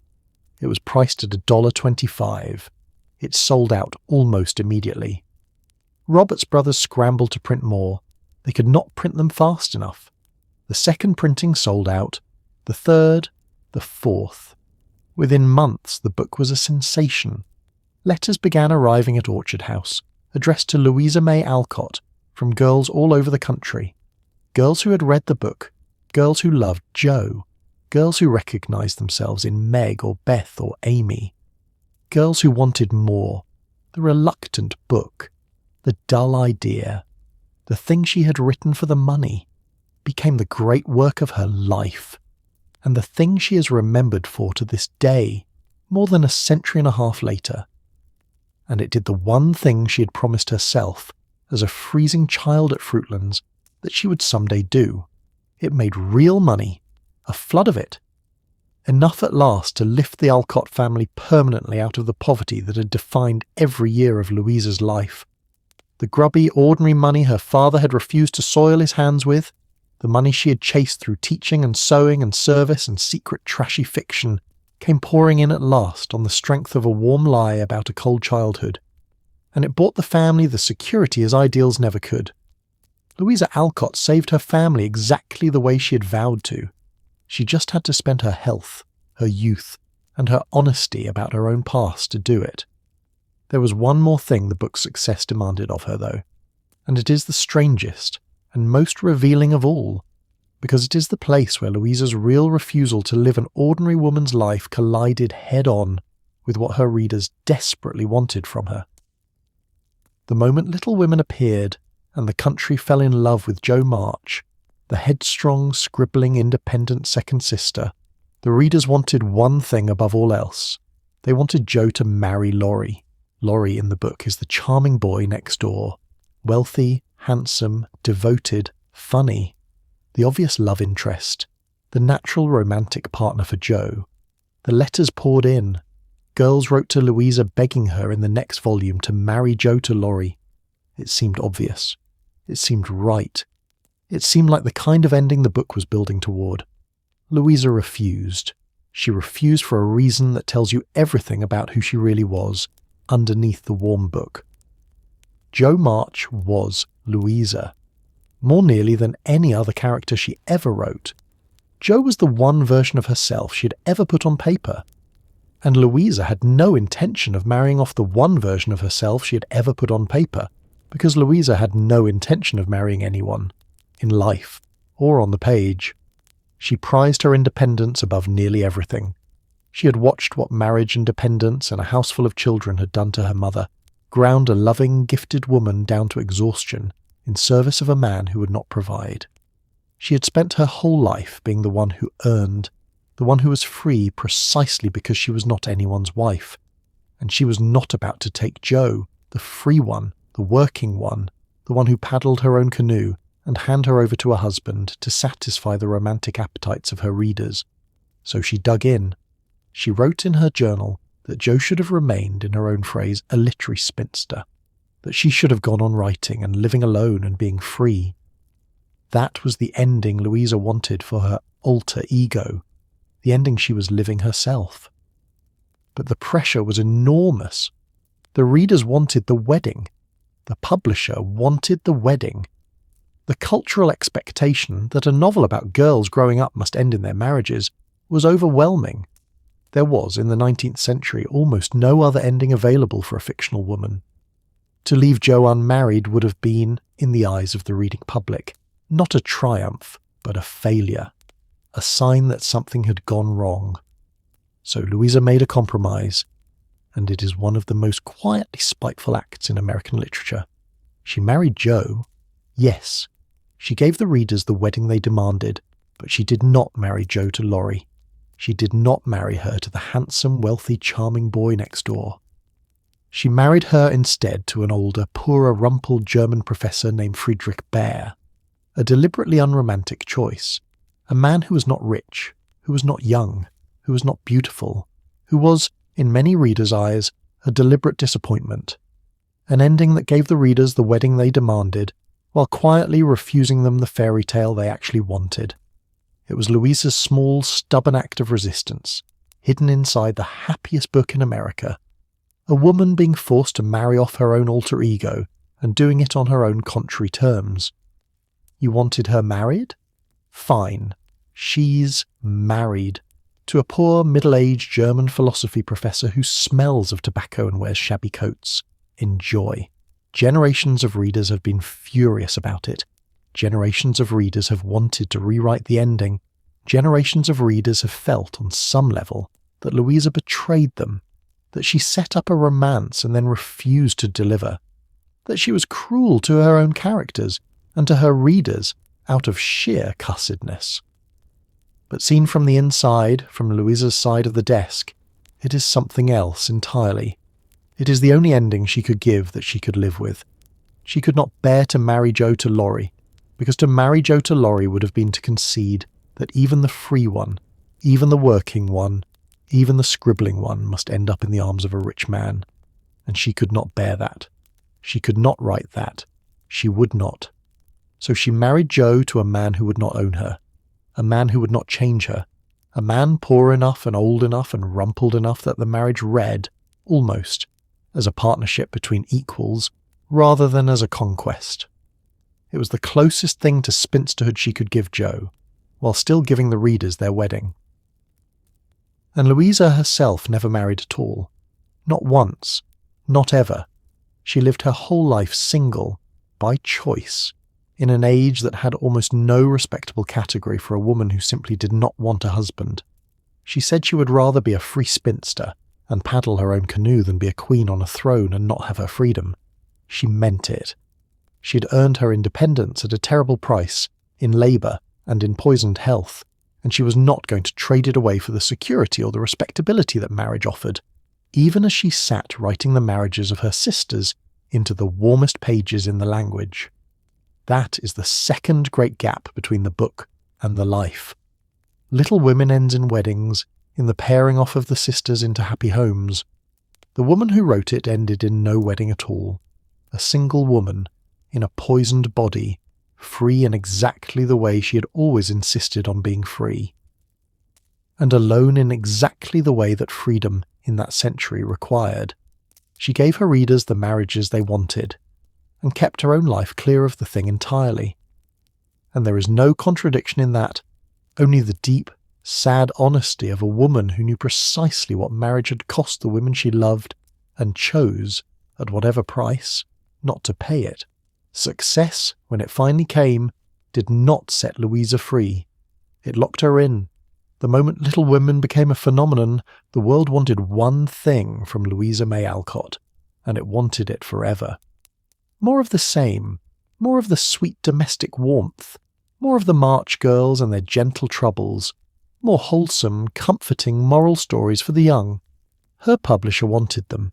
Her enormous new audience wanted them, and the family's security, after a lifetime of poverty, now depended on her giving the public exactly the thing it craved. So she gave it. A second volume of Little Women, what was published separately as Good Wives, the back half of the book that completed the sisters' stories. Then Little Men, in 1871, set at the school Joe and Professor Bear run. Then Joe's Boys in 1886, the final volume, catching up with the next generation. Then An Old-Fashioned Girl.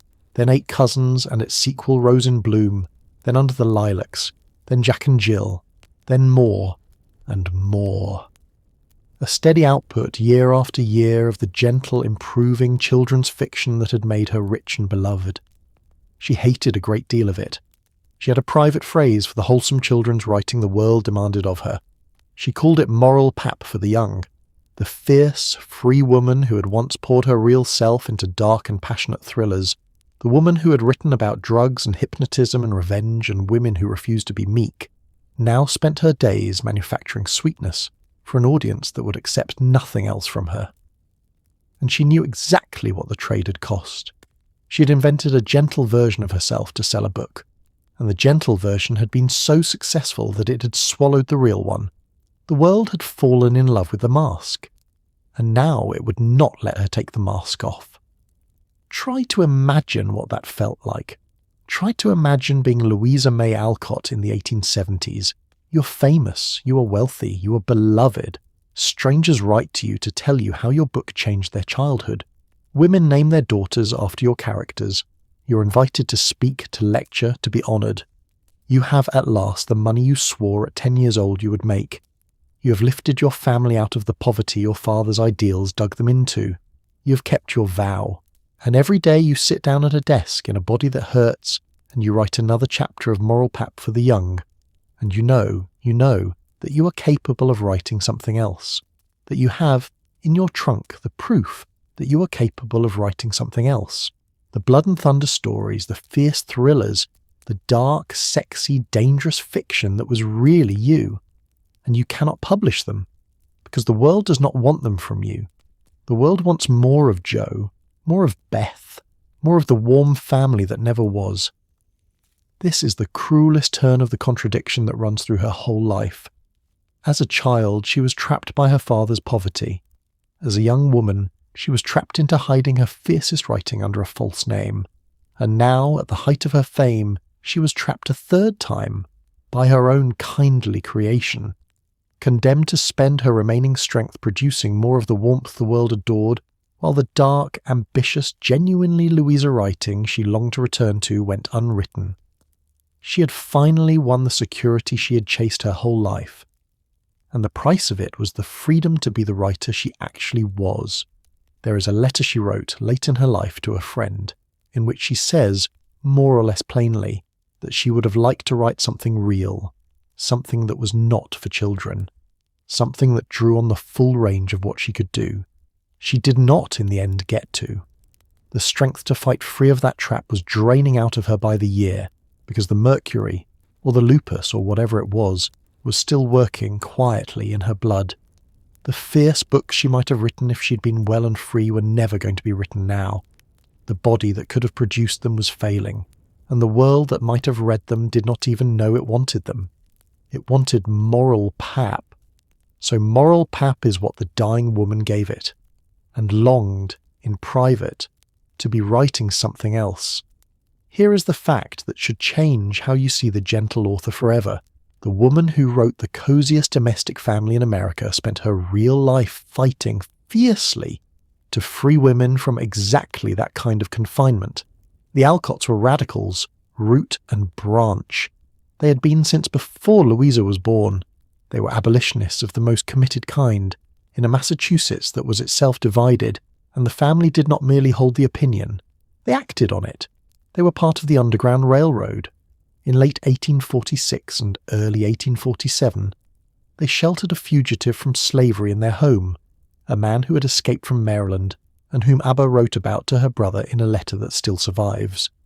"We have had an interesting fugitive here for 2 weeks," she wrote, right from Maryland. "He was anxious to get to Canada, and we afforded him the best way we could. His sufferings have been great, his intrepidity unparalleled." Bronson was a member of the Boston Vigilance Committee, the organization formed to aid runaway slaves. In 1854, he participated in the unsuccessful attempt to rescue Anthony Burns, a fugitive slave who had been seized in Boston under the Fugitive Slave Act. and was being returned to his owner in Virginia.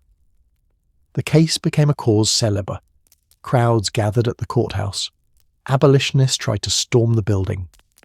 Burns was escorted to the harbour by armed federal troops, through streets lined with silent, furious Bostonians, and put on a ship back to bondage. Bronson was there. He was, by all accounts, on the side of the crowd. And then there was John Brown. John Brown was the militant abolitionist who, in 1859, led the raid on the Federal Armory at Harper's Ferry, Virginia, hoping to spark a slave revolt. The raid failed. Brown was captured, tried, and hanged. To much of the country he was a terrorist and a madman.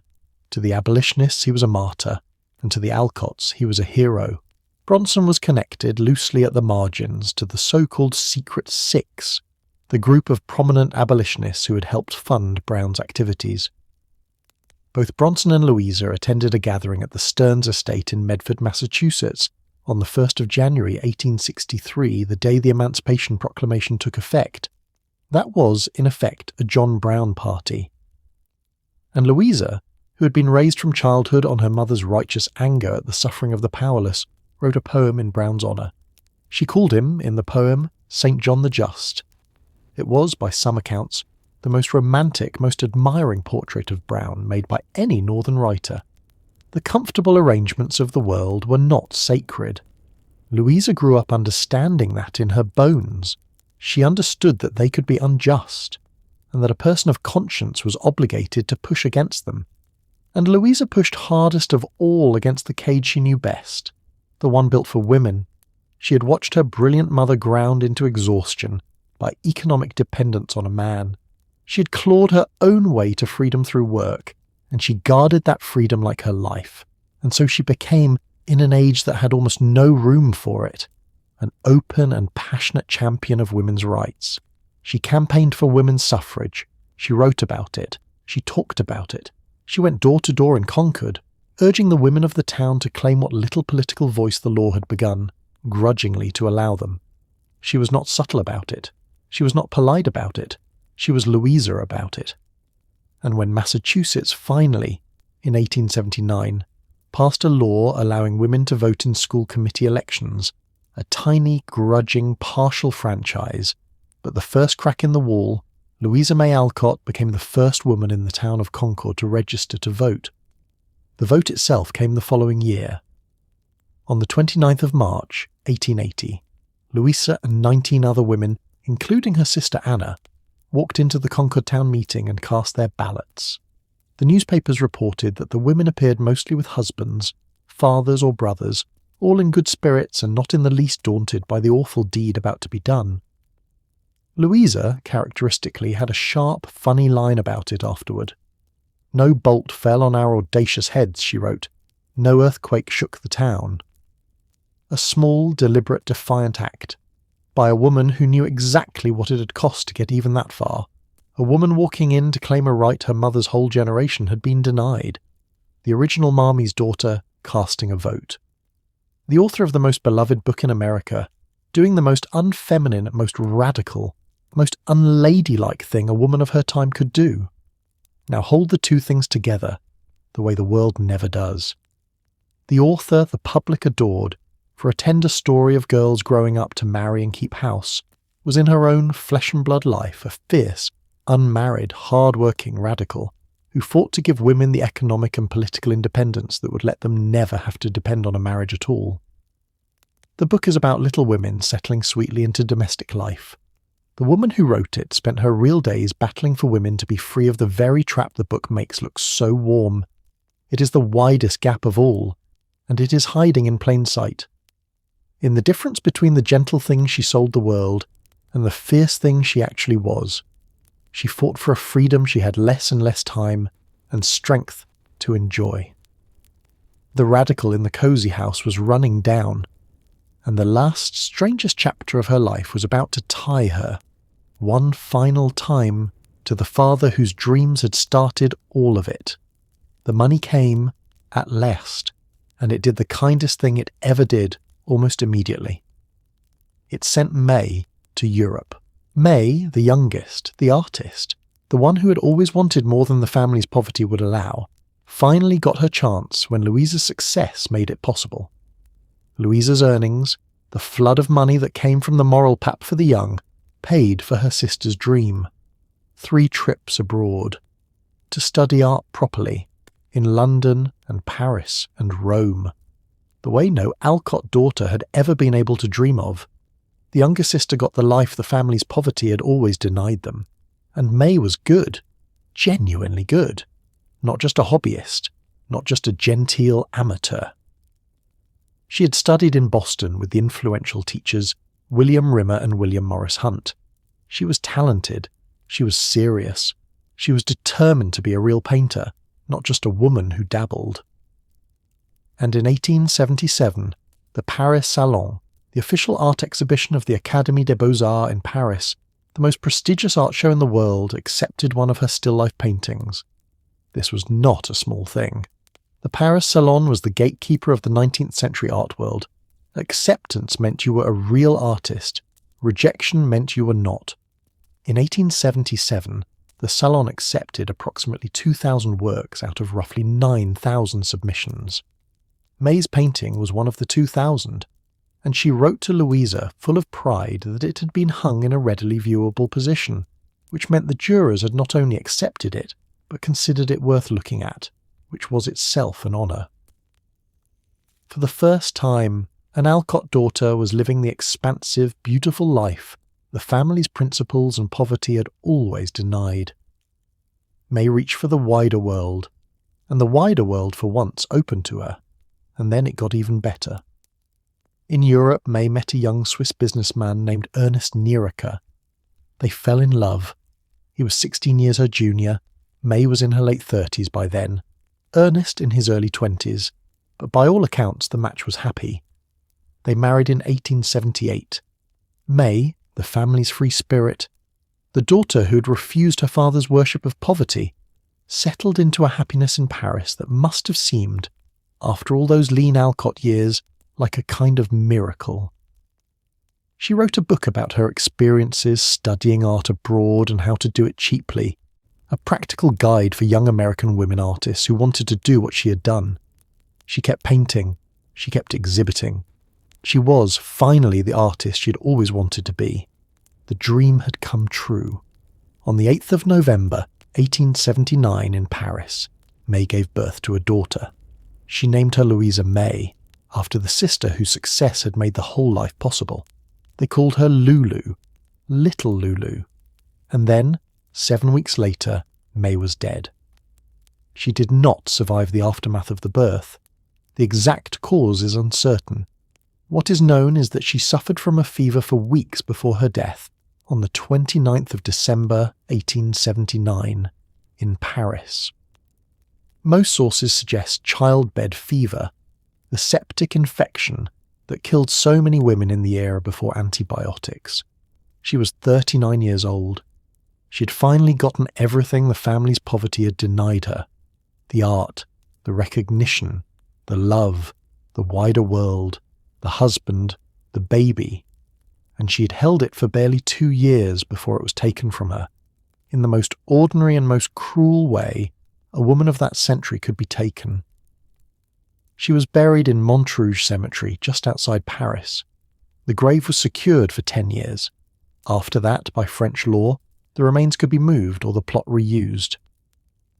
There is no grave for May Alcott Nieriker in Paris anymore. The dream that killed her left almost no mark on the city where it ended. Louisa was shattered. She had loved May, had paid for May's dreams with her own poisoned-earned money, had been in a sense the author of May's brief golden life. The money that Louisa had made, in a body the war had broken, had bought May's freedom, and May's art, and May's marriage, and the pregnancy that had killed her. Louisa must have felt, in some part of herself she could not have spoken aloud, that she had bought her sister's death. And now May was gone, and there was a motherless infant in Paris, with Louisa's own name. May, before she died, had asked that the baby be sent to Louisa to raise. It was her final wish. Her sister, she knew, would love the child as much as she had wanted to. Her sister, she knew, would give the child the quiet, stable life that she herself would not be there to give. And so the baby was. Little Lulu, only weeks old, was carried across the ocean and placed in the arms of her aunt. And Louisa May Alcott, the woman who had refused marriage and motherhood her whole life, who had guarded her freedom at every cost, became, in her late 40s, and in failing health, a mother after all, to the daughter of the sister whose death had broken her heart. In this family, the reaching for the beautiful life, the art, the ideals, the love, was always paid for, and it was always the women who paid. Bronson reached for his perfect philosophy, and the women starved for it. Louisa reached to heal the wounded, and was poisoned for it. And May reached for the full, expansive, artistic life the others never had, and got it, and died of it. Leaving her sister a grieving guardian, and her daughter an ocean away from the mother who had wanted so much more than this family was ever allowed to keep. When the ship carrying little Lulu finally reached America, the woman waiting to receive her was nothing like a new mother should be. Louisa was in her late 40s, she was famous, she was wealthy, by the standards of her time and her profession. The royalties from Little Women and its sequels had finally given her the money she had been chasing since she was a teenager. And she was sick. Sicker than the public knew. Her Mercury-ruined or Lupus-ruined body was failing by degrees. She had been declining unevenly for nearly 20 years.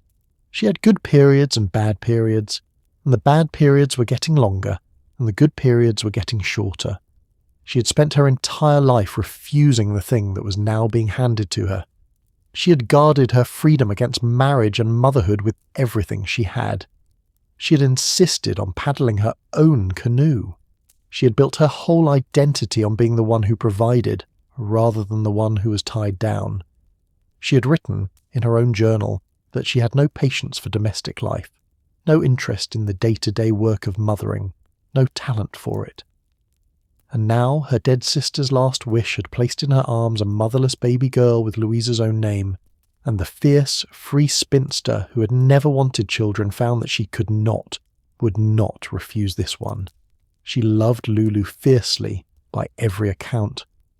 The way grief sometimes pours itself entirely into whatever of the lost person remains.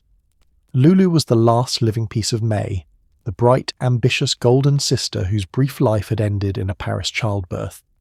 And so Lulu was, for Louisa, both a child to raise and a wound to tend, all at once.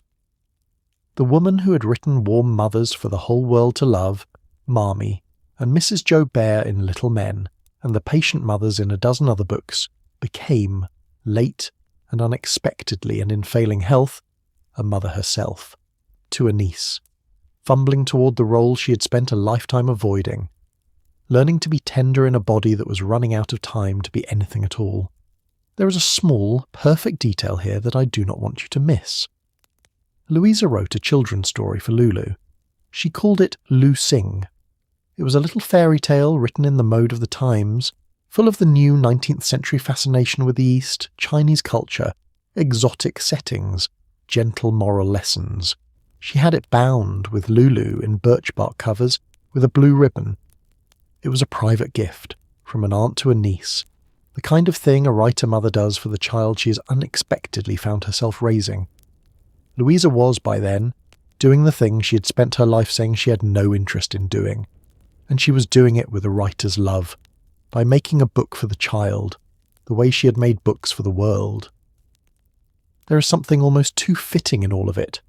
Louisa Alcott had spent her life giving the world warm families she did not have, and right at the end, life handed her a small, real, motherless family of her own. One child, hers to keep, hers to love, hers to lose, because that was the catch, the one she surely knew, even as she held the baby. She was not going to get to raise Lulu. Her body would not allow it.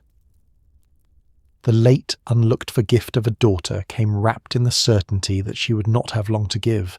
She was a mother at last, and a dying one, and she knew it, and she loved the child anyway, all the way to the end that was now very close. She wrote to a friend in one of the letters from this period that Lulu was the light of her life, that she had not known until the baby came how much she had wanted this. that the surprise of motherhood at the end of a life that had been organised around refusing it was one of the great unexpected gifts of her life, and you can hear, in that letter, the thing that is always hardest to say about Louisa May Alcott, that for all her steel, for all her refusal, for all her cussed independence, she was, underneath it, a woman who had wanted to be loved and to love, in the small daily way that families do, and who had spent most of her life giving that away to strangers in books instead of having it for herself. Now, at the end, she had a small piece of it, for whatever time was left. By the 1880s, Louisa May Alcott was one of the most famous writers in America, wealthy, beloved, the author of a book that children and grown women adored, a household name, a cultural institution, and she was, by almost any honest measure, a woman you would not have wanted to be. The fame had come too late to be enjoyed, because it arrived in a body that no longer worked. The Mercury, or the Lupus, or whatever it was deep in her now.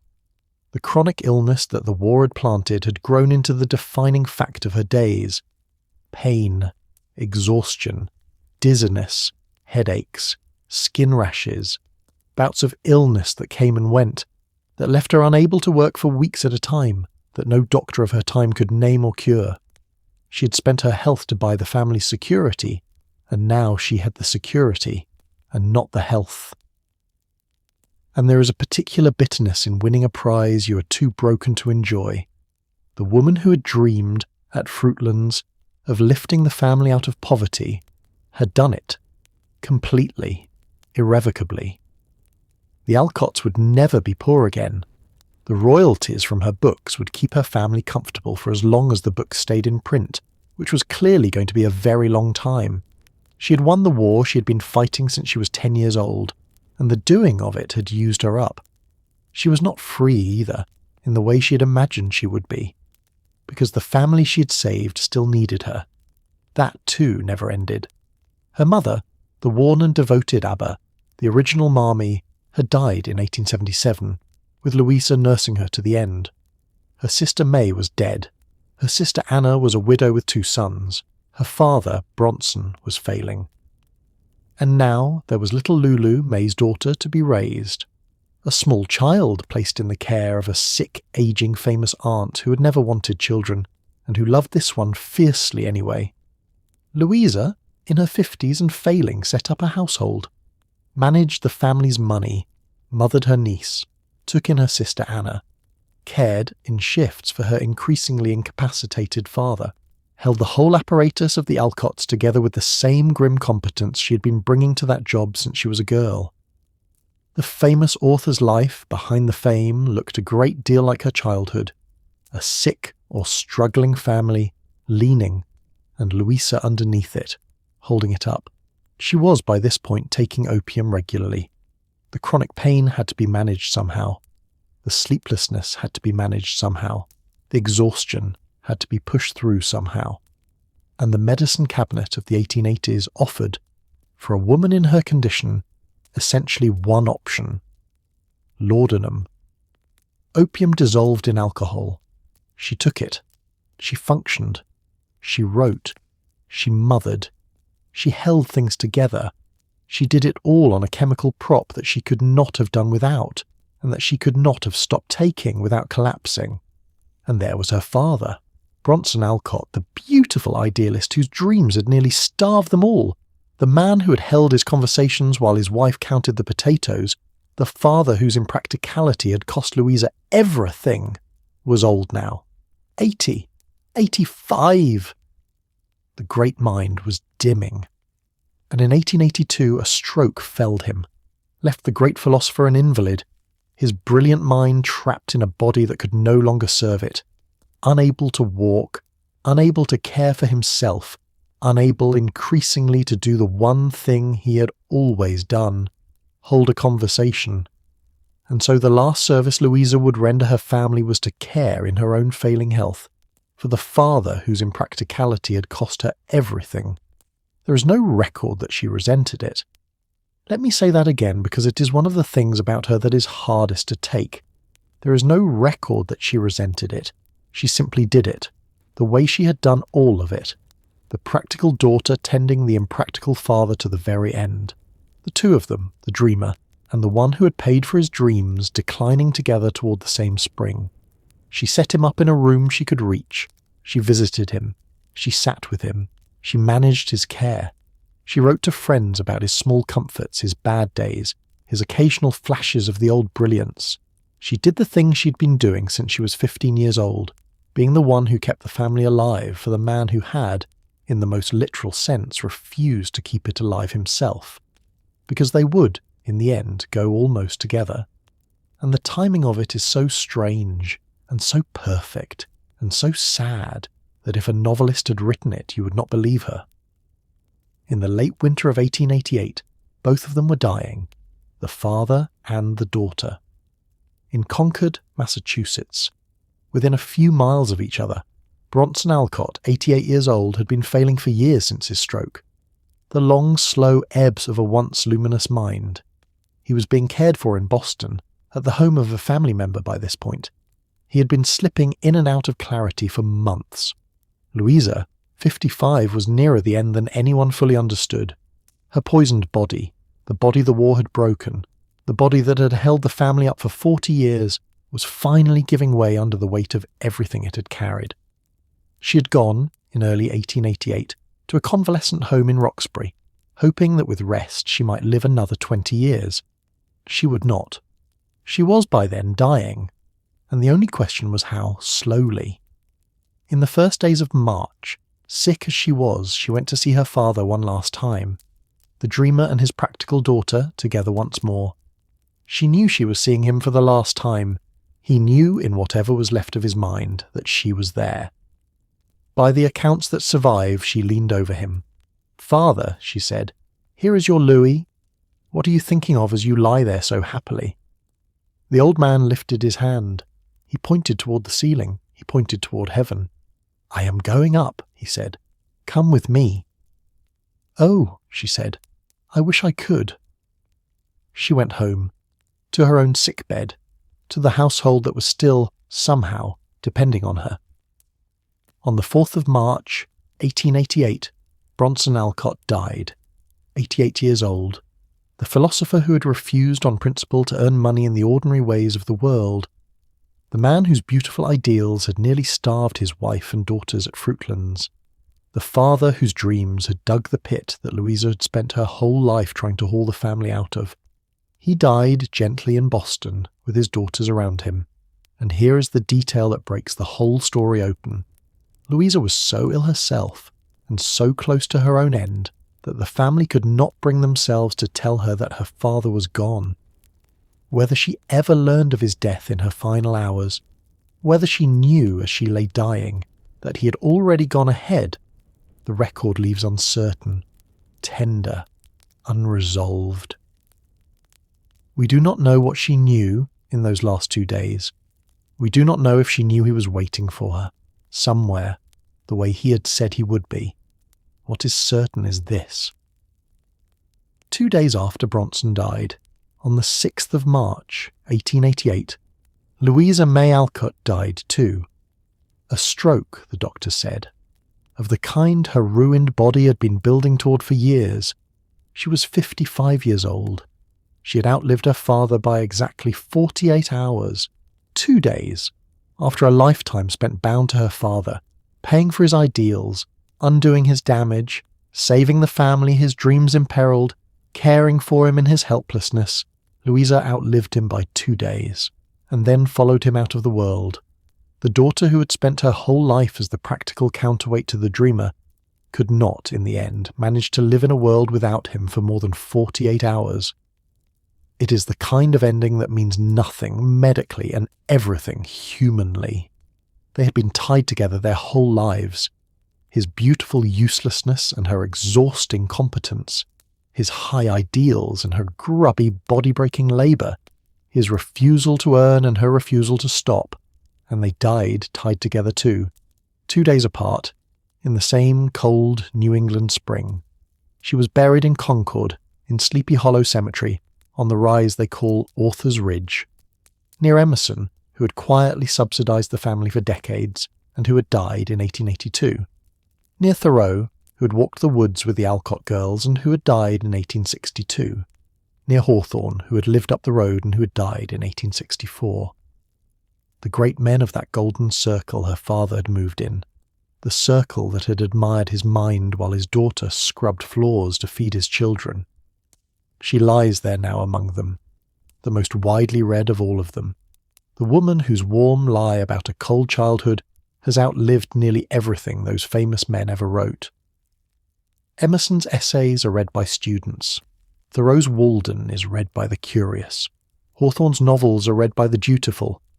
Louisa's Little Women is read, every year, by millions, out of love, out of hunger for the warmth she made, out of the desire to climb inside it, the way readers have been climbing inside it for 150 years. People still come to her grave. They come because of the book. They come because of the cosy family, the four sisters, the loving home, the warmth. Almost none of them know that they are standing over a woman who never had any of it, and who gave it to the world anyway. When Louisa died in the spring of 1888, the small family she had spent her whole life holding up had to go on without the one who had always held it. Lulu, the niece she had loved so fiercely, the last living piece of May, was 8 years old. With Louisa gone, the child's care fell, by May's original arrangement and by Louisa's own wishes, to her father. Ernest Nieriker came from Europe to collect his daughter. He had been grieving May from a distance for nearly a decade, working in Switzerland, unable to bring himself to return to Paris where she had died. Now he came to America and took his daughter back across the ocean. The little girl who had been carried to America to be mothered by a dying aunt was carried away again, back to the continent where her own mother lay buried, back to the country and the language her Aunt Louisa had never known. Lulu was raised by her father, first in Vienna, then in Switzerland, then eventually in Germany. She married a man named Emil Racine in 1903. She settled in Reutlingen in southern Germany. She lived a long, quiet, private European life, far from the Concord world of the Alcotts. She had children of her own. She had grandchildren.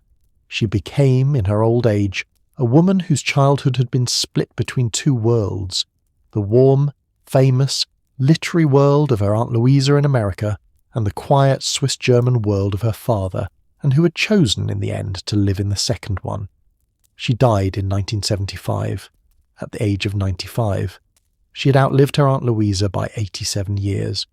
She had lived long enough to see Little Women translated into German, into French, into dozens of other languages.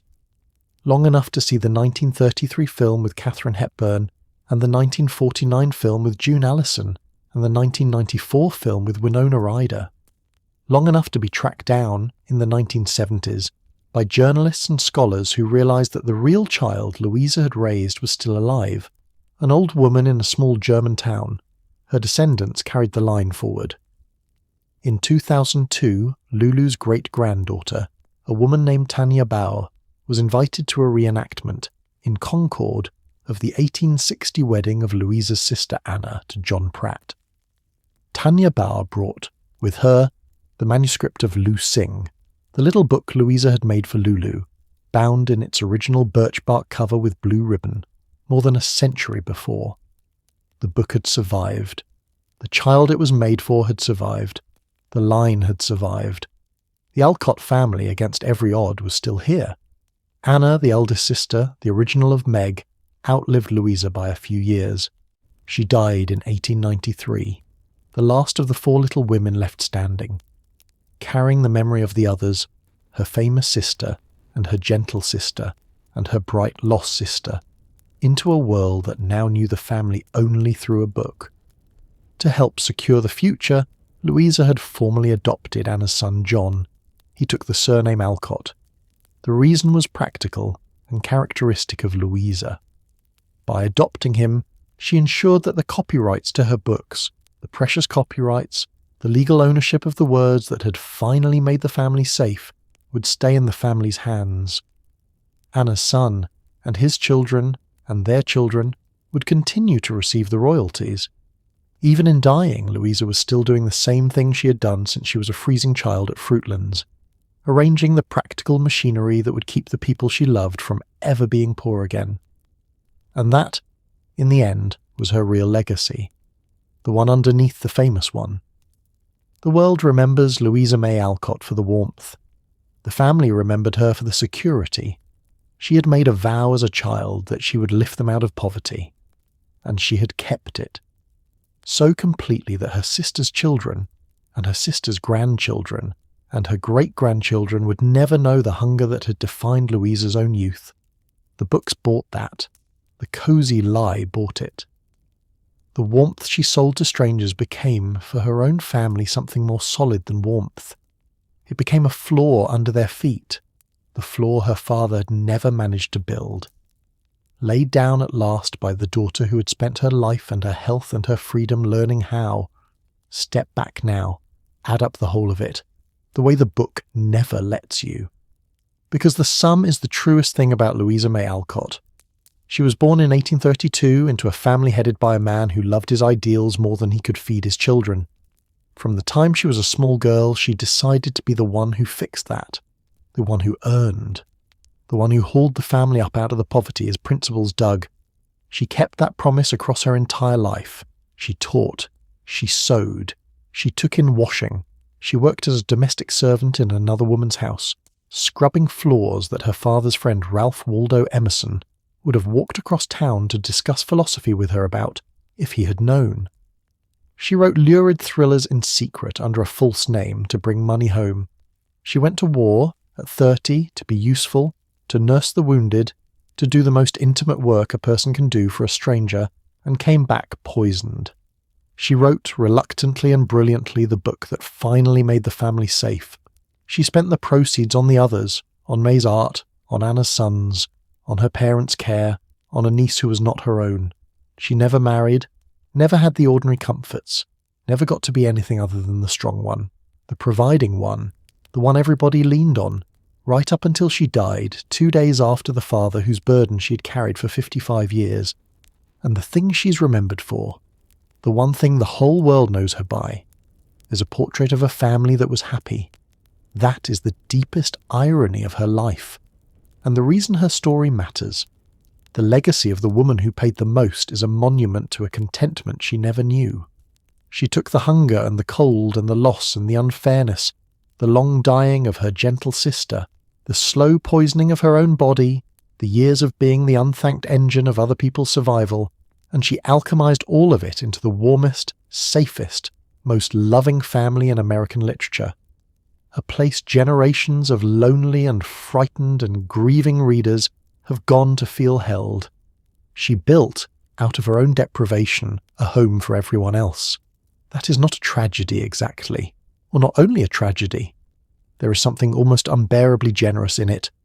A woman who was never given a warm childhood sat down and made one, in words, and gave it away to the world, and asked, in return, mostly to be left alone with her freedom and her work. She did not get the life the March sisters got. She got something harder, and in its way, larger. She got to be the one who made the warmth for everyone who never had it, including the child she had once been, freezing at Fruitlands, swearing to herself that someday, somehow, she would make things right. She made them right for everyone but herself, and she seems to have understood that was the deal, and to have made it anyway, with her eyes open, because that is who she was, the practical one, the providing one, the one who paid so that others would not have to. There is a question that hangs over her whole life, and over this whole story, and I want to name it before I let you go. Because it is the question that the book exists in some sense to hide. Was it worth it? Was the trade worth it?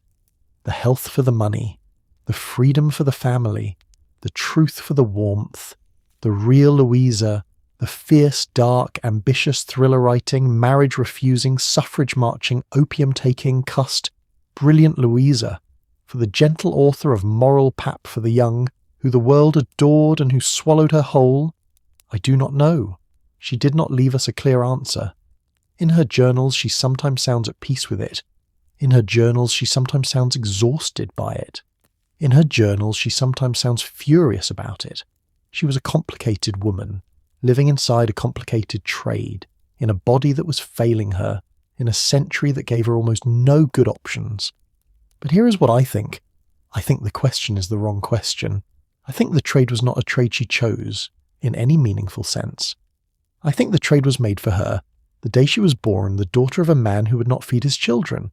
I think she spent her whole life paying for a debt she did not incur. And I think the wonder is not that she paid it.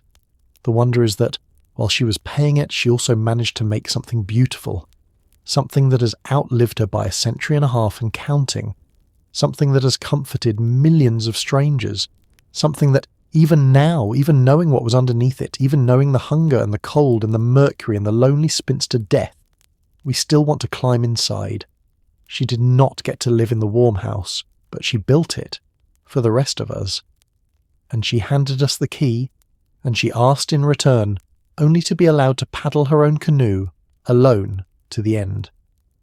You came to this knowing little women, the 4 sisters, the loving mother, the snug poor house, Jo at her writing and Beth at her piano, the small joys, the weddings, the warmth. You knew the soft version, because the soft version is the one Louisa chose to give the world.